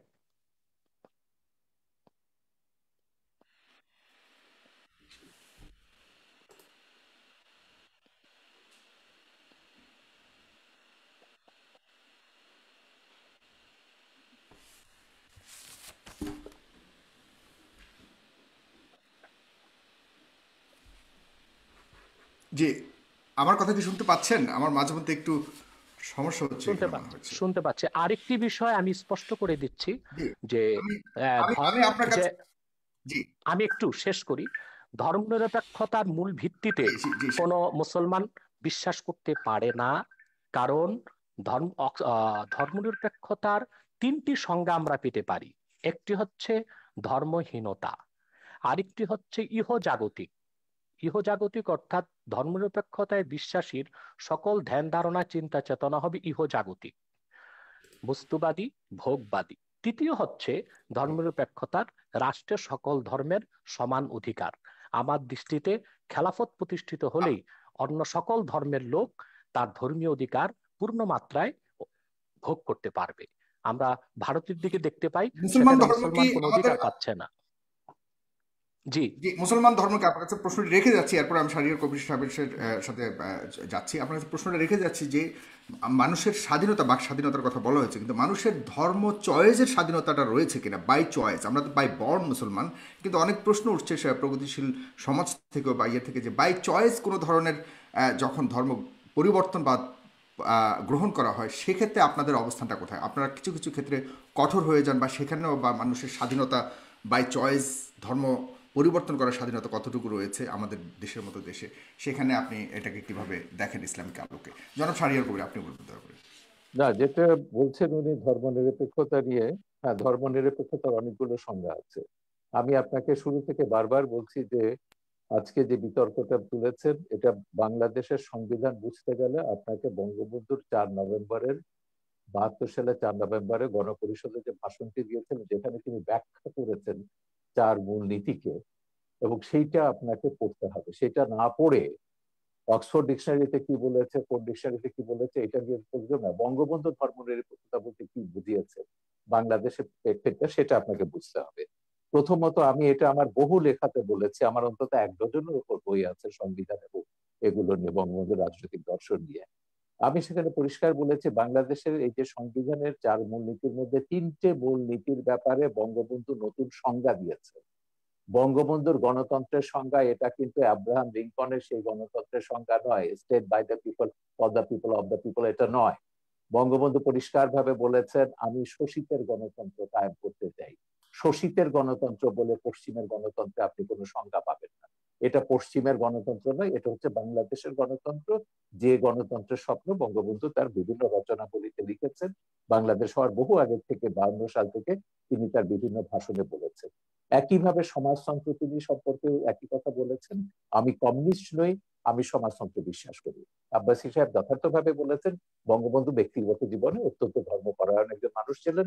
তার আত্মজীবনীতেও আছে, সেটা কারাগারে রোজ নাম করতে হতো, 5 ওয়াক্ত নামাজ পড়তেন এবং ইসলামের বিধিবিধান সবকিছু তিনি মেনে চলতেন। তৃতীয়ত যেটা হচ্ছে, সমাজতন্ত্রের ব্যাপারে তিনি পরিষ্কার বলেছেন, না, ধর্মনিরপেক্ষতা, বিশেষ করে ধর্মনিরপেক্ষতার ব্যাপারে আমার ছবিতে, পোর্ট্রেট অফ জিহাদ ছবিতে, আবুল আলা মওদুদির পুত্র হায়দার ফারুক মওদুদি, তাকে পাকিস্তানের সবাই একজন বিশিষ্ট ইসলামিক চিন্তাবিদ হিসেবে জানেন, এবং মওদুদির আদর্শের রাজনীতির তিনি কট্টর সমালোচক। তো তিনি তার পিতাকে একদম মোনাফেকি বলেছেন আমার ছবিতে, এবং কতগুলো উদাহরণ দিয়ে বলেছেন যে আমার পিতা সবাইকে বলতে তাকে মাদ্রাসায় পড়ো, তার 9 ছেলে মেয়েকে তিনি ইংলিশ মিডিয়াম স্কুলে পড়িয়েছেন। তো এবং তিনি রাজনীতিটাকে সবসময় বাড়িতে ঢোকার আগে বাইরে রেখে আসতেন, যেমন করে ড্রাগ পেডলাররা যেমন করে। এই মওদুদির পুত্র হায়দার ফারুক মওদুদি আমাদের এখানে এসেছিলেন, খুবই লিবারেল একজন ইসলামিক স্কলার। আমাদের সম্মেলনে তিনি পরিষ্কারভাবে বলেছিলেন, জামাত ইসলামীর সমালোচনা করতে গিয়ে তিনি যেটা বলেছেন যে ধর্মনিরপেক্ষতাকে আমাদের দেশে, বিশেষ করে মুসলমান প্রধান দেশে, বিকৃতভাবে এটাকে ব্যাখ্যা করা হচ্ছে বা সংজ্ঞা নির্ধারণ করা হচ্ছে। যেমন আরবিতে ধর্মনিরপেক্ষতা, আপনি গুগল খুলে দেখুন, ধর্মনিরপেক্ষতার আরবি শব্দ হচ্ছে দুনিয়াই, যেটা যথার্থভাবে আব্বাসী সাহেব বলেছেন ইহজাগতিকতা। এবং ফ্রান্সে আপনি দেখুন ধর্মনিরপেক্ষতা অনেকটা হচ্ছে নাস্তিকতা সমার্থক, কারণ সেখানে বলছে ফ্রান্সে কোনো পাবলিক প্লেসে রিলিজিয়াস কোনো সাইন থাকতে পারবে না, যেমন সেটা খ্রিস্টান প্রধান দেশ, কিন্তু আপনি ক্রস কোনো স্কুলে, পাবলিক স্কুলে ক্রস ঝোলাতে পারবে না, সেটা তাদের কনস্টিটিউশনের বিরুদ্ধে যায়। উর্দু ডিকশনারিতে আরো এক্সট্রিম ভাবে করা হয়েছে। বাবাই উর্দু যখন উর্দু ডিকশনারিতে সেকুলারিজম উর্দু করেছেন লাদিনী, লাদিনী অর্থ হচ্ছে ধর্মহীনতা। সুতরাং ধর্মনিরপেক্ষতার বিভিন্ন ব্যাখ্যা পশ্চিমে আছে এবং অ্যারাবিক ওয়ার্ডে আছে, উর্দুতে আছে, উর্দু ভাষায় আছে, ফার্সি ভাষাতে আছে, কিন্তু বঙ্গবন্ধু ধর্মনিরপেক্ষতার একটা নতুন সংজ্ঞা দিয়েছেন, যেটা নিয়ে তখন বাম বুদ্ধিজীবীরা সমালোচনাও করেছিলেন। সিরাজুল ইসলাম বদরুদ্দিন ওমরেরা, তারা বলেছিলেন সেকুলারিজমের বাংলা হবে ইহজাগতিকতা, বঙ্গবন্ধু ভুলভাবে এটা ধর্মনিরপেক্ষতা করেছেন। আমার জবাব হচ্ছে বঙ্গবন্ধু জেনে বুঝে সেকুলারিজমের বাংলা ধর্মনিরপেক্ষতা করেছেন, কারণ বঙ্গবন্ধু ওই ইহজাগতিকতায় বিশ্বাস করেন না যেটা কমিউনিস্ট বা নাস্তিকরা যেটা করে। বঙ্গবন্ধু কমিউনিস্টও ছিলেন না, তিনি নাস্তিকও ছিলেন না, তিনি পুরোপুরি আস্তিক ছিলেন। ধর্ম তিনি বিশ্বাস করতেন, তিনি তার কন্যা সবাই ধর্মে বিশ্বাস করেন, কিন্তু ধর্মকে রাজনীতি থেকে পৃথক রাখতে হবে, এইটা ভাষণে তিনি পরিষ্কারভাবে উল্লেখ করেছেন এবং 72-এর সংবিধানে সেটা রাখা হয়েছে। বঙ্গবন্ধুকে হত্যার পর এগুলো সংবিধানের, আমি বললাম যে পাকিস্তানিকরণ গুলো হয়েছে বঙ্গবন্ধুকে হত্যার পরে, তার আগে নয়। এখন তার কন্যা ফিরে আসার পর 4 মূলনীতি ফিরে এসছে, কিন্তু 4 মূলনীতির ব্যাপারে বলা হচ্ছে, আমি গোটা সংবিধানের সমালোচনার কথা কখনো বলিনি। আমি বলেছি সংবিধানে রাষ্ট্রের 4 মূলনীতির বিরুদ্ধে কোনো কাজ করা যাবে না, কারণ এটা সংবিধান বলে দিচ্ছে। 4 মূলনীতির পরিপন্থী কোনো আইন কোথাও কিছু থাকতে পারবে না। আমাদের এখনো শরিয়া আইন নয়, এখানে সেকুলার আইন দিয়ে রাষ্ট্র ব্যবস্থা পরিচালিত হয়, যদিও জামাত, হেফাজত, খেলাফত এরা সবাই শরিয়া আইন কায়েম করবার কথা বলছে, ব্লাসফেমি আইন কায়েম করার কথা বলছে, এবং ভিন্ন মত ভিন্ন ধর্মের সবার বিরুদ্ধে তারা বিষোদ্গার করতে দেখি এরা সহ্য করা হবে না, থাকবে না। ওয়াজগুলো শুনলে আপনি বুঝবেন। আমার কথা খুব পরিষ্কার যে ধর্ম একটা আধ্যাত্মিক ব্যাপার। আপনি যখনই বলবেন যে কি ধর্ম এটা রাজনৈতিক ব্যাপার, তখনই বিভেদ আসবে। উদাহরণ দিয়ে বলি আপনাকে, এটা আপনাকে একটু বুঝতে হবে। 52 সালে যখন পাকিস্তানে কাদিয়ানি দাঙ্গা হলো, মওদুদির নির্দেশে কাদিয়ানি মাসালা যখন লিখলেন, প্রচুর কাদিয়ানিকে সেখানে হত্যা করা হলো। বলা হলো কাদিয়ানিরা মুসলমান নয়, এদেরকে হত্যা করতে হবে। এবং সে কাদিয়ানি দাঙ্গার পরে লাহোরে পাকিস্তানে একটা সামরিক আদালত একটা কমিশন গঠন করেছিল। প্রথমে আদালত করা হয়েছিল, পরে কমিশন হয়েছে, জাস্টিস মুনির কমিশন এটার নাম ছিল। জাস্টিস মুনিরের নেতৃত্বে একটা কমিশন করা হয়েছিল। এই কমিশন পাকিস্তানের 15 জন ইসলামিক স্কলারকে এবং ধর্মীয় রাজনৈতিক দলের নেতাকে, যেসব ধর্মভিত্তিক রাজনৈতিক দল আছে, জামাত ইসলামী এবং নিজামী ইসলামী তখন ছিল, এদেরকে ডেকেছিলেন এবং তারা কতগুলো প্রশ্ন করেছিলেন। এই মুনির কমিশনের রিপোর্টটা আমি মনে করি একটা যুগান্তকারী বক্তব্য, যেটা হচ্ছে কেন একটা রাষ্ট্র ধর্মের ভিত্তিতে হতে পারে না। সেখানে মুনির কমিশন 4টা প্রশ্ন করেছিল প্রধান ইস্যুতে। একটা হচ্ছে ইসলাম কাকে বলে, মুসলমান কাকে বলে, এবং সেইখানে তারা বলছেন যে 15 জনের মধ্যে 15 জন 15টা ব্যাখ্যা দিয়েছেন ইসলাম এবং মুসলমানের। তারপর কতগুলো প্রশ্ন তারা করছেন, যেমন জামাত ইসলামীকে বলেছেন যে আচ্ছা আপনারা তো ইসলামী হুকুমতে বিশ্বাস করেন, কারণ দেশের অধিকাংশ মানুষ হচ্ছে মুসলমান, তাদের অনুযায়ী শরিয়া আইন অনুযায়ী চলবে। তো ভারতের সংখ্যাগরিষ্ঠ মানুষ তো হচ্ছে হিন্দু, তারা যদি এখন মনুর রাজত্বে বিশ্বাস করে, মনুর সংবিধানে বিশ্বাস করে, হিন্দু আইনে ভারত চলবে, আপনি কি সেটা মেনে নেবেন? তিনি বললেন যে ওটা ভারতের ব্যাপার, আমাদের ওখানে কিছু বলার। ওকে, একটা সেকেন্ড সেটা হচ্ছে, এখন ধরুন ভারত পাকিস্তানের সঙ্গে একটা যুদ্ধ হলো, এখন সেখানে ভারতের মুসলমানদের দায়িত্বটা কি হবে? না, প্রথমে বলে যে পাকিস্তানের হিন্দুদের দায়িত্বটা কি হবে, এখানে তো হিন্দুরা আছে। উনি বললেন না, নিশ্চয়ই ভারতের সঙ্গে পাকিস্তানের যুদ্ধ হলে হিন্দুদেরকে অবশ্যই পাকিস্তানকে সমর্থন করতে হবে, ভারতের বিরুদ্ধে যুদ্ধ করতে হবে। তারপর বললেন এবার আসুন সেখানে ভারতের মুসলমানদের দায়িত্বটা কি হবে। তারা পরিষ্কার বললেন যে ভারতের মুসলমানদের দায়িত্ব হচ্ছে পাকিস্তানের পক্ষে, ইসলামের পক্ষে লড়াই করা, তার নিজের দেশের বিরুদ্ধে। তো এরপরে তারা আরো অনেকগুলো এই ধরনের অসঙ্গতিপূর্ণ প্রশ্ন করেছেন এবং তারপর বললেন যে কে মুসলিম কে মুসলিম নয় এটা নির্ধারণ করার দায়িত্ব সংবিধান সরকারকে দেয়নি। এটা যদি করতে হয় তাহলে এখানে হানাহানি, সংঘাত, সংঘর্ষ এটা চলতেই থাকবে। সুতরাং ওই যে কাদিয়ানীদেরকে তখন যত মুসলমান অমুসলিম ঘোষণার দাবি করেছিল, তখন তারা বলেছিলেন এটা রাষ্ট্রের এখতিয়ার নয়, এটা ধর্মের এখতিয়ার, এবং ইসলামেও আছে মোহাম্মদের উম্মতদের মধ্যে এতগুলো ভাগ হবে, কতগুলো ৭৩টা ভাগ হবে, এবং তারা কি কোথায় কি যাবে, বেহেশতে যাবে না দোজখে যাবে, আমি সেই বিতর্কে যাচ্ছি না। ইসলামের এগুলো ভাগ নিয়ে তিনি যেমন বলেন মদদি নিয়ে তাদের মধ্যে আলেমদের মধ্যে দ্বিমত আছে, খেলাফত নিয়ে দ্বিমত থাকতে পারে, মদদিরা বিশ্বাস করেন, জামাত বিশ্বাস করে তারা গণতান্ত্রিক ভাবে ক্ষমতা যাবে, যে মদদি গণতন্ত্রকে একসময় কুফরি মতবাদ বলেছিলেন, নির্বাচনকে তিনি শিকারী কুকুরের দৌড় বলেছিলেন, পরে তারা আবার নারী নেতৃত্বকে হারাম বলেছিলেন, এগুলো পরে সবই তারা মেনে নিয়েছে। এইটা যদি রাজনীতিকে যদি আপনি নিয়ে আসেন, ধর্মকে যদি রাজনীতিতে নিয়ে আসেন, তাহলে এই যে বিভক্তিগুলো, এই বিভক্তিগুলো কিন্তু আপনাকে টুকরো টুকরো করে দেবে। পাকিস্তানের দিকে তাকিয়ে দেখুন, ইরাকের দিকে তাকিয়ে দেখুন, আল কায়দা আইসিস কি করেছে, তারা তো যা করেছে ইসলামের নামে কিন্তু করেছে। আমার এখানে একটা প্রশ্ন আছে আপনার কাছে, আপনি কি মনে করেন ভারত ধর্মনিরপেক্ষ? ভারত সাংবিধানিক ভাবে ধর্মনিরপেক্ষ, কিন্তু বর্তমানে ভারত যেটা করছে এটাকে মোটেই ধর্মনিরপেক্ষ বলা যাবে না। সেখানে ধর্মনিরপেক্ষতার আসল জড়াজড়ি দিয়েছে। সেখানকার যে ধর্মীয় জনগোষ্ঠী রয়েছে সেখানে কি উগ্রপন্থা রয়েছে কিনা আপনি কি মনে করেন? অবশ্যই আছে, এবং সেখানে তো তার বিরুদ্ধে লড়াই করতে হবে। সেখানকার হিন্দুদের প্রধান দায়িত্ব হচ্ছে সেকুলারিজমে যেসব হিন্দুরা বিশ্বাস করেন সেখানকার সংখ্যালঘিষ্ঠ মুসলমানদের প্রতিষ্ঠা এবং রক্ষার দায়িত্ব তাদের। হিন্দু মৌলবাদের যে উত্থান হয়েছে বর্তমানে, সেটাকে আপনি কতটুকু বিশ্বাস করেন এবং সেই হিন্দু মৌলবাদের সর্বশক্তির সহায়তা নিয়ে বর্তমানে বিজেপি সরকার অধীন রয়েছেন? আমি এটা কখনো অস্বীকার করছি না, আমি মানা করলাম কখন? এটা ভারত কেন বলছেন? সারা বিশ্বব্যাপী এখন মৌলবাদের ধর্মের নামে উন্মাদনা হচ্ছে, ভারতে হিন্দু ধর্মের নামে হচ্ছে, বেশি আমাদের মুসলিম ধর্ম নিয়ে কেন হচ্ছে সেটাই প্রশ্ন। কে বলছে? কে মুসলিম নিয়ে কথা বলছে? আমি মায়ানমারে যখন বুদ্ধিস্ট মঙ্করা যখন মুসলিম নিধন নিয়ে কথা বলছে, সবচেয়ে বেশি রোহিঙ্গাদের ব্যাপারে নির্মূল কমিটি কথা বলেছে, আমাদের সংগঠন কথা বলেছে, আমরা কমিশন গঠন করেছি, আন্তর্জাতিক সেমিনার অন্তত কয়েক ডজন ইন্টারন্যাশনাল সেমিনার করেছি যে বার্মাতে বুদ্ধিস্ট মঙ্কদের একটা গোষ্ঠী, আমি গোটা বৌদ্ধ ধর্মকে বলবো না, মঙ্করা, আমি কখনো ইসলাম ধর্ম বলছি না, হিন্দু ধর্ম বলছি না, কিছু ধর্ম ব্যবসায়ী রাজনৈতিক মতলবে ধর্মকে ব্যবহার করছে, ইহুদি ধর্মের নামে যেমন করছে, হিন্দু ধর্মের নামে হচ্ছে, ইসলাম ধর্মের নাম হচ্ছে, খ্রিস্টান ধর্মের নাম হচ্ছে, এমনকি সবচেয়ে শান্তির ধর্ম যেটা বলা হয় বৌদ্ধ ধর্ম, সেই নামেও কিন্তু হচ্ছে, বার্মাতে হচ্ছে, সিলনে হচ্ছে, এগুলো আমরা দেখছি। সারা বিশ্বব্যাপী দক্ষিণ পন্থার এই তাণ্ডব গুলো আমরা দেখছি। সেই জন্যই আমরা বলছি হিন্দু মৌলবাদের কথাটা শেষ করতে দিন। হিন্দু মৌলবাদের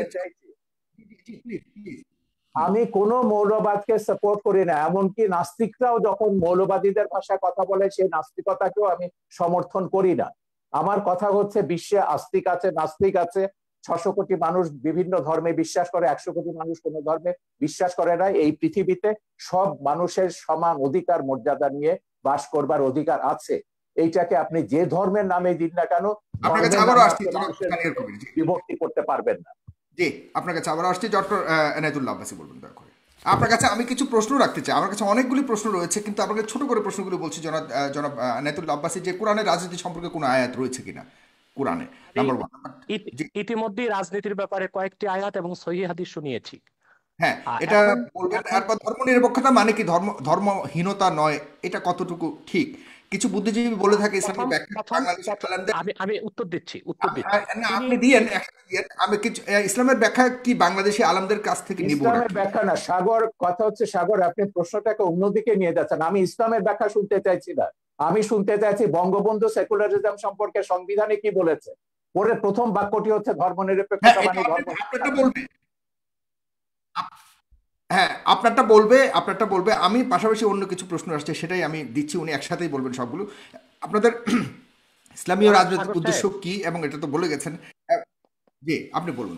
জি, প্রথম কথা হচ্ছে তিনি একটি কথা স্বীকার করেছেন, ধর্মহীনতা বা সেকুলারিস্টের অর্থ জাগতিক, এই অর্থে বঙ্গবন্ধু বাংলাদেশে ধর্মনিরপেক্ষতা চাননি।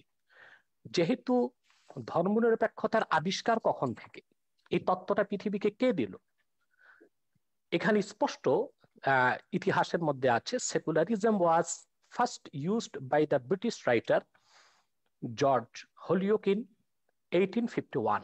1851 সালে ব্রিটিশ লেখক তিনি জর্জ হলিওক তিনি প্রথম ধর্মনিরপেক্ষতার তত্ত্ব আবিষ্কার করেছেন। এখন সেই তত্ত্ব অনুযায়ী যদি বঙ্গবন্ধু ধর্মনিরপেক্ষতা না ধর্মহীনতা হয় কিংবা ইহজাগতিক একটিও না হয়, তাহলে তো ধর্মনিরপেক্ষতার সংজ্ঞাটি বদলে দেওয়া উচিত। যেহেতু তিনি বলে ধর্মনিরপেক্ষতার দিয়েছেন তো, যে তিনি না তো, সেকুলারিজম তাহলে সংবিধানও ধর্মনিরপেক্ষতা এই নামটি না থাকা উচিত, সেটার ভিন্ন না একটি না, নাম হওয়া উচিত। আমি শেষ ইহজাগতিকতা করি, বা একটু একটু ধর্মহীনতা নয়। একটু একটু একটু শেষ করি। যেহেতু বঙ্গবন্ধুর ধর্মনিরপেক্ষতার তত্ত্ব যারা আবিষ্কার করেছে তাদের সাথে মোটেও মিল নেই, অতএব সেই ধর্মনিরপেক্ষতা নামটি পরিবর্তন করে দিলে আমাদের দেশে সংঘাত কিংবা ইসলামী চিন্তাবিদদের সাথে জেনারেল শিক্ষিতদের দ্বন্দ্ব অনেকটাই কমে যায় এবং চিন্তার বিনিময় হয় ও বুঝার ক্ষেত্রে খুব সুবিধা হয়ে থাকে। দ্বিতীয় যে কথাটি শাহরিয়ার কবির সাহেব বলেছেন, যে বারবার তিনি পাকিস্তানের প্রসঙ্গ আর মওদুদির প্রসঙ্গ টেনে আনেন। পাকিস্তান আমাদের কোন আদর্শ নয়, বা আবুল আলা মওদুদিও চিন্তা চেতনা বা ইসলামের সংজ্ঞা নেবার ক্ষেত্রে কোনো ধরনের আমাদের মডেল নয়, আদর্শ নয়। কাদিয়ানি সম্প্রদায় নিঃসন্দেহে অমুসলিম এবং কাফের, এটা কোরআন হাদিস এবং ইজমাই উম্মতের সর্বস্বীকৃত সিদ্ধান্ত অনুযায়ী প্রতিষ্ঠিত, কারণ তারা খাতমে নবুয়তকে বিশ্বাস করে না। আল্লাহ এক, আল্লাহর একত্বে এবং কারো শরীক এরা নাই। হত্যার যোগ্য, তাই তো?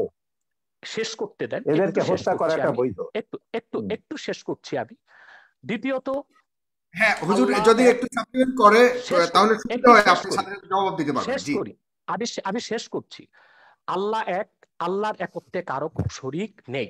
ঠিক সেভাবে মোহাম্মদ সাল্লাল্লাহু আলাইহি সাল্লামকে আল্লাহ তাআলা ১৫০০ বছর আগে প্রেরণ করে নবুয়ত ও রিসালাতের দরজা চিরতরে বন্ধ করে দিয়েছেন। ওনার পরে আজ পর্যন্ত কোনো প্রকারই নবী কিংবা রাসূল আসে নাই, কিয়ামত পর্যন্ত আসবে না।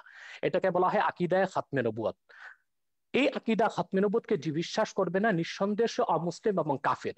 সেজন্য কাদিয়ানী সম্প্রদায় অমুসলিম এবং কাফের, এটা ৫৭টি মুসলিম রাষ্ট্রের অধিকাংশ মুসলিম রাষ্ট্রেই সংসদীয়ভাবে বিল পাশ করে ঘোষণা করা হয়েছে। দুঃখজনক আমাদের বাংলাদেশে এখনই হয়নি, কারণ বাংলাদেশে কাদিয়ানীদের পক্ষাবলম্বন করার জন্য প্রচুর বুদ্ধিজীবী নামের বুদ্ধি প্রতিবন্ধী আছে। এখন হত্যার কথা এসেছে, আমরা যদি পাকিস্তানের সেই সময়ের আন্দোলনটা দেখি, হযরত আল্লামা মাহমুদুল হাসান, মুফতি শফি সাহেব রহমতুল্লাহ সহ ইসলামী চিন্তাবিদগণ যখন আন্দোলন করেছেন, কাদিয়ানী বিরোধী আন্দোলনে ১০,০০০ মুসলমান শাহাদাত বরণ করেছে। আমি জানতে চাই, কাদিয়ানী কয়জনকে হত্যা করা হয়েছে পাকিস্তানে, তার কোনো হিসাব কি দিতে পারবেন শাহরিয়ার কবির সাহেব? অথচ কাদিয়ানীদেরকে অমুসলিম ঘোষণার দাবি আদায় করতে যে পাকিস্তানে ১০,০০০ মুসলমান শাহাদাত বরণ করেছে, কারণ চরম সেকুলারির ধর্মনিরপেক্ষ ভুট্টো মুসলমানদের বিপক্ষে অবস্থান নিয়েছিল। ১০,০০০ মুসলমানের রক্তের বিনিময়ে কাদিয়ানীদেরকে রাষ্ট্রীয়ভাবে পাকিস্তান সরকার অমুসলিম ঘোষণা করেছিল। তৃতীয় যে বিষয়, ইসলামের সংজ্ঞা কোন বুদ্ধিজীবী কি দিল সেটা পরের কথা। আল্লাহ তাআলা স্পষ্ট কোরআনে বলেছেন, আল্লাহ তাআলা স্পষ্ট করে দিয়েছেন কোরআনে, কে মুসলিম কে অমুসলিম, কে কাফের কে মুমিন। এখন মনে করুন আমাদের শাহরিয়ার কবির সাহেব নিজকে নিশ্চয়ই মুসলিম পরিচয় দিচ্ছেন, কিন্তু কোরআনের কোথাও উনি যে মুসলিম ওনার নামটি খুঁজে পাওয়া যাবে না। তাই বলে কি ওনাকে মুসলিম বলা যাবে না? আপনি সাগর, আপনার নাম কোরআন কারীমে কোথাও নেই যে সাগর একজন মুসলিম ব্যক্তি। আপনাকে কিভাবে মুসলিম বলবো? কে মুসলিম কে অমুসলিম সেই সংজ্ঞা কোরআন দিয়েছে। সেই সংজ্ঞা অনুযায়ী যে যুগে যে লোক আসবে, মুসলিমের সংজ্ঞায় যে সংজ্ঞায়িত হবে তাকে আমরা মুসলিম বলবো, অমুসলিমের সংজ্ঞায় যে সংজ্ঞায়িত হবে তাকে আমরা অমুসলিম বলবো। যেহেতু কোরআন সুন্নাহ ও ইজমাই উম্মতের মতে কাদিয়ানী সম্প্রদায় অমুসলিম, সেজন্য আমরা তাদেরকে অমুসলিম এবং কাফের জানি, এবং এটা কোরআনের মত, হাদিসের মত, ইজমাই উম্মতের মত। ধর্মনিরপেক্ষতার বিষয়ে বাংলাদেশের যে বিষয়টা আসছে, আবারও আমি বলবো, যেহেতু বঙ্গবন্ধু তিনি ধার্মিক লোক ছিলেন এবং তিনি পাশ্চাত্যের ধর্মনিরপেক্ষতায় বিশ্বাসী ছিলেন না, ওনার ধর্মনিরপেক্ষতার সংজ্ঞা ভিন্ন ছিল, তাহলে সংবিধানে ধর্মনিরপেক্ষতা শব্দটি পরিবর্তন করে বঙ্গবন্ধুর মতাদর্শের জুৎসই একটি সংজ্ঞা দিয়ে দিলেই তো সুন্দর হয়ে যায়। চতুর্থ যে বিষয়টি শাহরিয়ার কবির সাহেব বলেছেন, মৌলবাদী। মৌলবাদ আর উগ্রবাদ এক জিনিস নয়। আমরা প্রতিটি মুসলিম নিজকে মৌলবাদী মনে করে থাকি। মৌলবাদ শব্দটার উৎপত্তি কোত্থেকে? ফান্ডামেন্টালিজম এটা কোত্থেকে এসেছে? ইউরোপে যখন রেনেসাঁ বিপ্লব হয়েছে, সেখানে খ্রিস্টানরা দুই ভাগে বিভক্ত হয়েছিল, ক্যাথলিক, প্রোটেস্ট্যান্ট। প্রোটেস্ট্যান্টরা বিশ্বাস করতো আক্ষরিক অর্থে বাইবেল ঐশ্বরিক, আর ক্যাথলিকরা বিশ্বাস করতো আক্ষরিক অর্থে বাইবেল ঐশ্বরিক নয়। তখন ক্যাথলিকরা প্রোটেস্ট্যান্টদেরকে ফান্ডামেন্টালিস্ট বা মৌলবাদী আখ্যায়িত করেছিল। সেই হিসেবে যদি আমরা আক্ষরিক অর্থে কোরআনকে বিশ্বাস করার কারণে মৌলবাদী হয়ে থাকি, অবশ্যই আমরা মৌলবাদী, এবং সেই মৌলবাদকে আমরা লালন করি কোরআনকে আক্ষরিক অর্থে বিশ্বাস করার কারণে। আর যদি উগ্রবাদ সেই অর্থে মৌলবাদী বলা হয়, তাহলে আমরা বলবো আমরা মৌলবাদী নয়, আমরা পরামর্শহীনচু। আমরা খেলাফতি বিশ্বাসী, ইসলামের মূলে বিশ্বাসী, এবং ইসলামের রাজনৈতিক আদর্শে বিশ্বাসী। খেলাফতটা কিভাবে কায়েম হবে একটু ব্যাখ্যা করেন। হ্যাঁ, খেলাফত বিভিন্নভাবে কায়েম। যে কাজটি এখন বাংলাদেশে হচ্ছে, জনমত তৈরি করা হচ্ছে, যারা ইসলামী রাজনীতির পক্ষে তারা আলাপ আলোচনার মাধ্যমে, ওয়াজ নসিহতের মাধ্যমে মানুষকে এটি বুঝাতে সক্ষম হচ্ছে ইলেকশন পর্যন্ত না, কোরআন সুন্নাহর রাজনৈতিক, সেটাও বলছি, না আপনারা কি ইলেকশন করবেন না? সেটা বলছি আমি, কোরআন সুন্নাহর রাজনৈতিক আদর্শ হচ্ছে শুধুমাত্র খেলাফত। প্রথম হচ্ছে থিওরিক্যাল, আমরা সেই থিওরিক্যাল বিশ্বাসটি মানুষের মধ্যে গড়ে তুলছি, একসময় মানুষ খেলাফতে বিশ্বাসী হবে। এখন যদি সেই খেলাফতকে প্রতিষ্ঠা করতে যে আমাদেরকে ইলেকশন করতে হয়, সেটা ইলেকশনকে খেলাফত সমর্থন করে না। কিন্তু শরীয়তের একটি অন্যতম উসুল হচ্ছে যে আয-যারুরাতু তুবিহুল মাহযুরাত। আরেকটি উসুল হচ্ছে আয-যারুরাতু তাতাকাদ্দারু বিকাদরি যারুরা। বিশেষ প্রয়োজনে, আপৎকালীন মুহূর্তে যা নিষিদ্ধ তা সাময়িক সময়ের জন্য করা যেত পারে। অতএব ইলেকশনের মাধ্যমেও যদি রাষ্ট্র ক্ষমতায় যে ইসলামপন্থীগণ খেলাফতকে প্রতিষ্ঠিত করেন, তারপরে রাষ্ট্র ব্যবস্থার নীতি পরিবর্তন করার অথরিটি তারা পাবেন। তৃতীয় যে বিষয়টি আমি বলবো, যে আজকে সারা পৃথিবীতে গণতন্ত্র সমাজতন্ত্র ব্যর্থতার পরিচয় দিয়েছে। গণতন্ত্র সমাজতন্ত্র ধর্মনিরপেক্ষতা কাগজে কলমে আছে, বাস্তবতায় পৃথিবীর কোথাও নেই। বরং পৃথিবীর শক্তিশালী রাষ্ট্রগুলো এখন খেলাফত ব্যবস্থার দিকে ধাবিত হচ্ছে, অঘোষিতভাবে প্রচার না করে। যেমন মস্কোতে সোভিয়েত রাশিয়া ভেঙে যাবার পর এখন পুতিন ক্ষমতায় এসেছে, সে অনেকটা একনায়কতন্ত্রকে গ্রহণ করেছে। সেখানে গণতন্ত্রের দোহাই দিয়ে দীর্ঘমেয়াদী ক্ষমতায় সে আছে, অর্থাৎ একজন ব্যক্তিকে রাষ্ট্র পরিচালনায় তারা পছন্দ করে নিয়েছে, যেটা অনেকটা খেলাফতের কনসেপ্টের সাথে মিলে যায়। চায়নাতে প্রধানমন্ত্রীকে আজীবন ক্ষমতা তারা দিয়েছে, সেটাও খেলাফতের সাথে অনেকটা সাদৃশ্য অবলম্বন করে। মূলত খেলাফত ব্যবস্থার মাধ্যমে একটি কল্যাণময় রাষ্ট্র হতে পারে, এমন একটি রাষ্ট্র হতে পারে যেখানে ইসলামের সমান অধিকার সংরক্ষিত হতে পারে, পাশাপাশি অন্যান্য ধর্ম সমান অধিকার লাভ করতে পারে। খেলাফত 1300 বছর পৃথিবীকে নেতৃত্ব দিয়েছে। সেই খোলাফায়ে রাশিদিন, তাদের পরে খেলাফতে বনি উমাইয়া, খেলাফতে বনি আব্বাস, এবং অটোমান সাম্রাজ্য যেটাকে বলা হয় খেলাফতে উসমানিয়া, 1924 সাল পর্যন্ত বিশ্বকে নেতৃত্ব দিয়েছে। এমন কোন ইতিহাস পৃথিবীর কোথাও খুঁজে পাওয়া যাবে না তখন অন্য ধর্মের উপর নির্যাতন নিপীড়ন হয়েছে, অন্য ধর্মের মানুষের অধিকারকে ক্ষুণ্ণ করা হয়েছে। বাদশাহ আকবর যখন দ্বীন এলাহিকে প্রতিষ্ঠিত করেছিল ভারতে, পরবর্তীতে তার নাতি বাদশাহ আলমগীর যখন খেলাফতের অনেকটা কনসেপ্ট গ্রহণ করেছিল, ইসলামী শরিয়া ব্যবস্থাকে চালু করেছিল, বিধিবদ্ধ ইসলামের সংবিধান ফাতাওয়া হিন্দিয়া বা ফাতোয়া আলমগীরি সংকলন করেছিলেন, তখন ভারতে কোথাও কোন একটি হিন্দু মন্দিরের উপর আঘাত করা হয়নি, হিন্দুদের কোনো উপাসনালয়, কোনো ধর্মস্থানে আঘাত করা হয়নি। হিন্দুরা অত্যন্ত অবলীলায় এবং সুন্দরভাবে তাদের ধর্ম পালনের সুযোগ পেয়েছে। অথবা খেলাফত রাষ্ট্র প্রতিষ্ঠিত হলেই অন্য ধর্মের মানুষ তার ধর্মীয় অধিকার পালন করতে পারে এবং সুযোগ সুবিধা গ্রহণ করতে পারে, এবং পৃথিবীকে একদিন আবার ফিরে আসতে হবে খেলাফতের দিকেই, এবং মুসলিম বিশ্বগুলো আবার খেলাফতের দিকে ফিরে আসবে, সেটাও একটি চিরন্তন সত্য কথা। আপনাকে অনেক ধন্যবাদ। প্রায় 20,000 মানুষ এই মুহূর্তে একসাথে আমাদের অনুষ্ঠানটি দেখছে।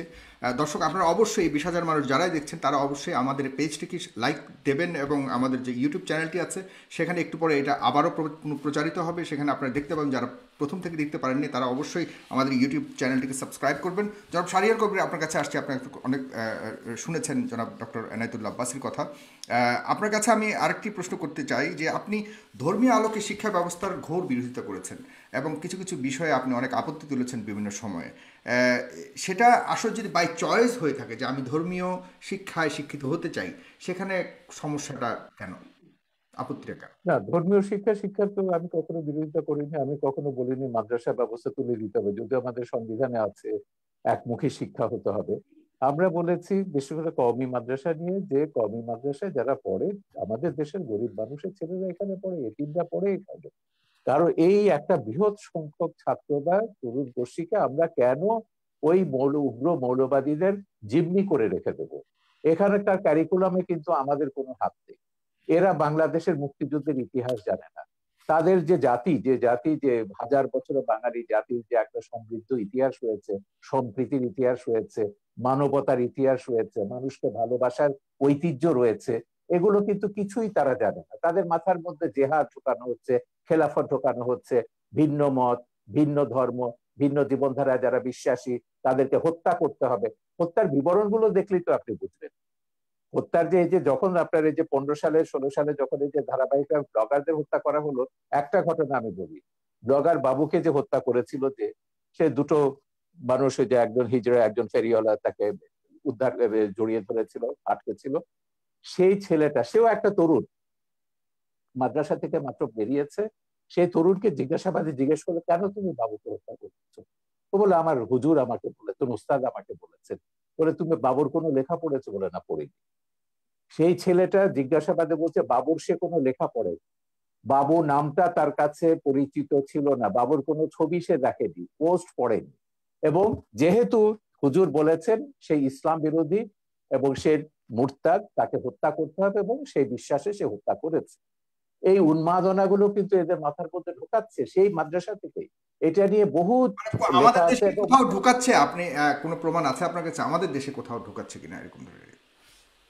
আমরা 2013 সালে হেফাজত জামাতের এই তাণ্ডবের পরে একটা শ্বেতপত্র বার করেছি, 1000টা মাদ্রাসা, কওমি মাদ্রাসায় তদন্ত করেছি, এবং আমাদের যে এবং ওই রাতে কারা কতজনকে হত্যা করা হয়েছিল সেটা রিপোর্ট আমাদের শ্বেতপত্রে আছে, যেটা হেফাজত পর্যন্ত চ্যালেঞ্জ করেনি।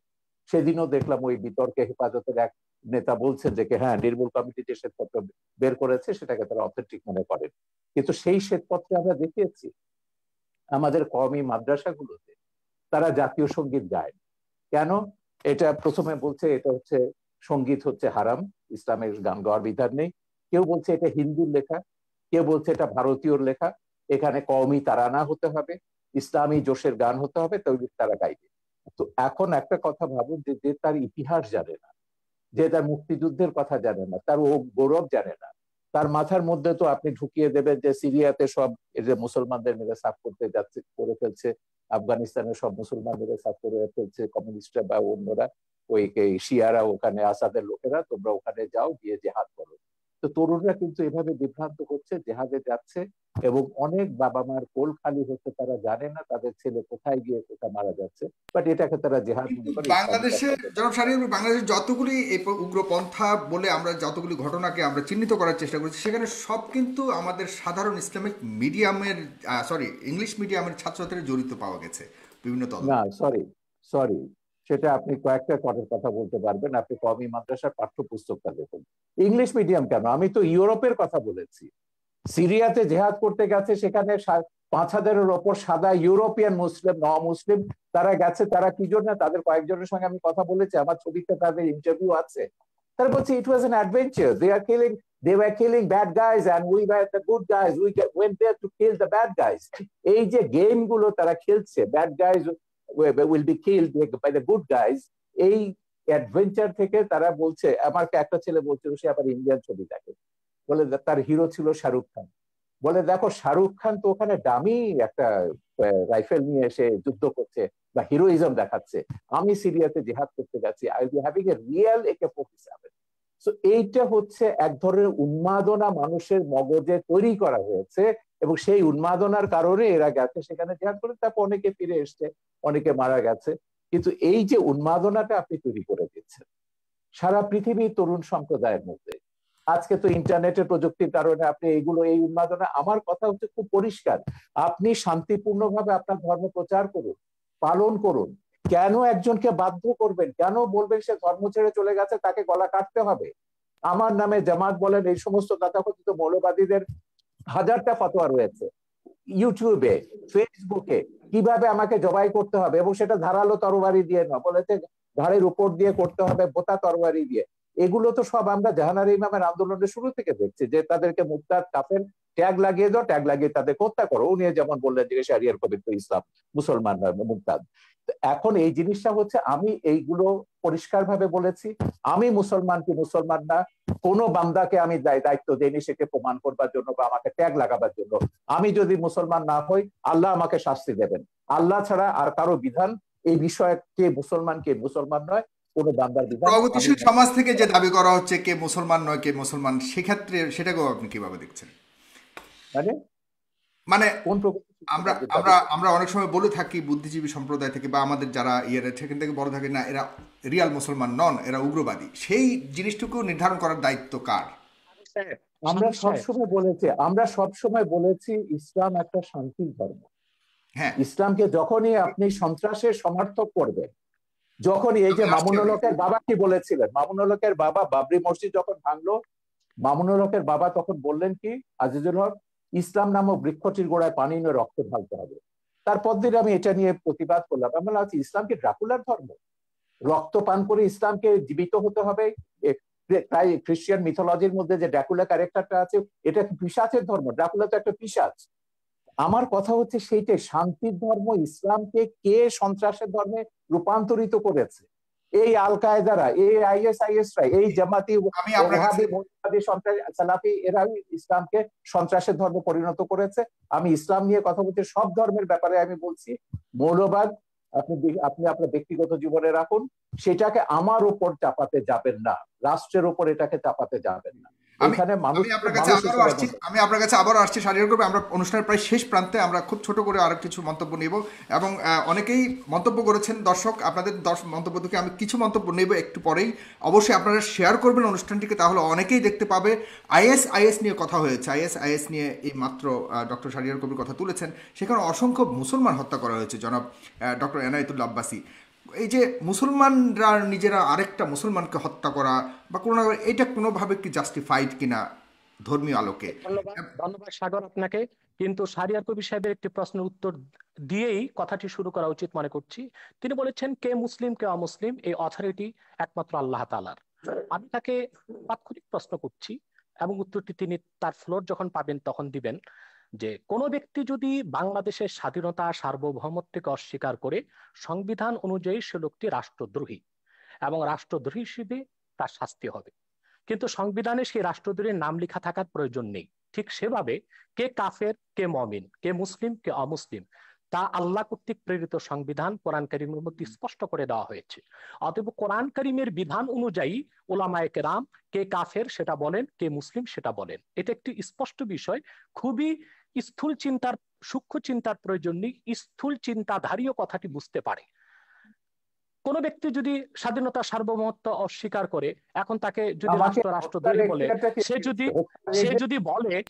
যদি বলে যে সংবিধান আমরা নিতে পারি, আমরা শাহরিয়ার কবির কিছু জিজ্ঞাসা করতে চাচ্ছি, আপনি যদি নেন তাহলে আপনার কথা বলতে সুবিধা হবে। আমি একটু শেষ করছি, আবার শুনবো। অতএব কোরআন কারীমে আল্লাহ স্পষ্ট বলে দিয়েছেন মা ইউজাদুলু ফি আয়াতিল্লাহি ইল্লাল্লাযিনা কাফারু। আল্লাহর কোরআনের আয়াতে যে সন্দেহ করে, অস্বীকার করে, সে কাফের ছাড়া কিছুই নয়।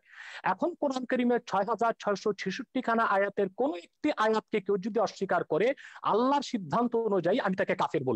তাকে যে কাফের বলবে না সেও কাফের হয়ে যাবে। তবে তার শাস্তি কি হবে সেটাও কোরআন নির্ধারণ করে দিয়েছে, হাদিস নির্ধারণ করে দিয়েছে।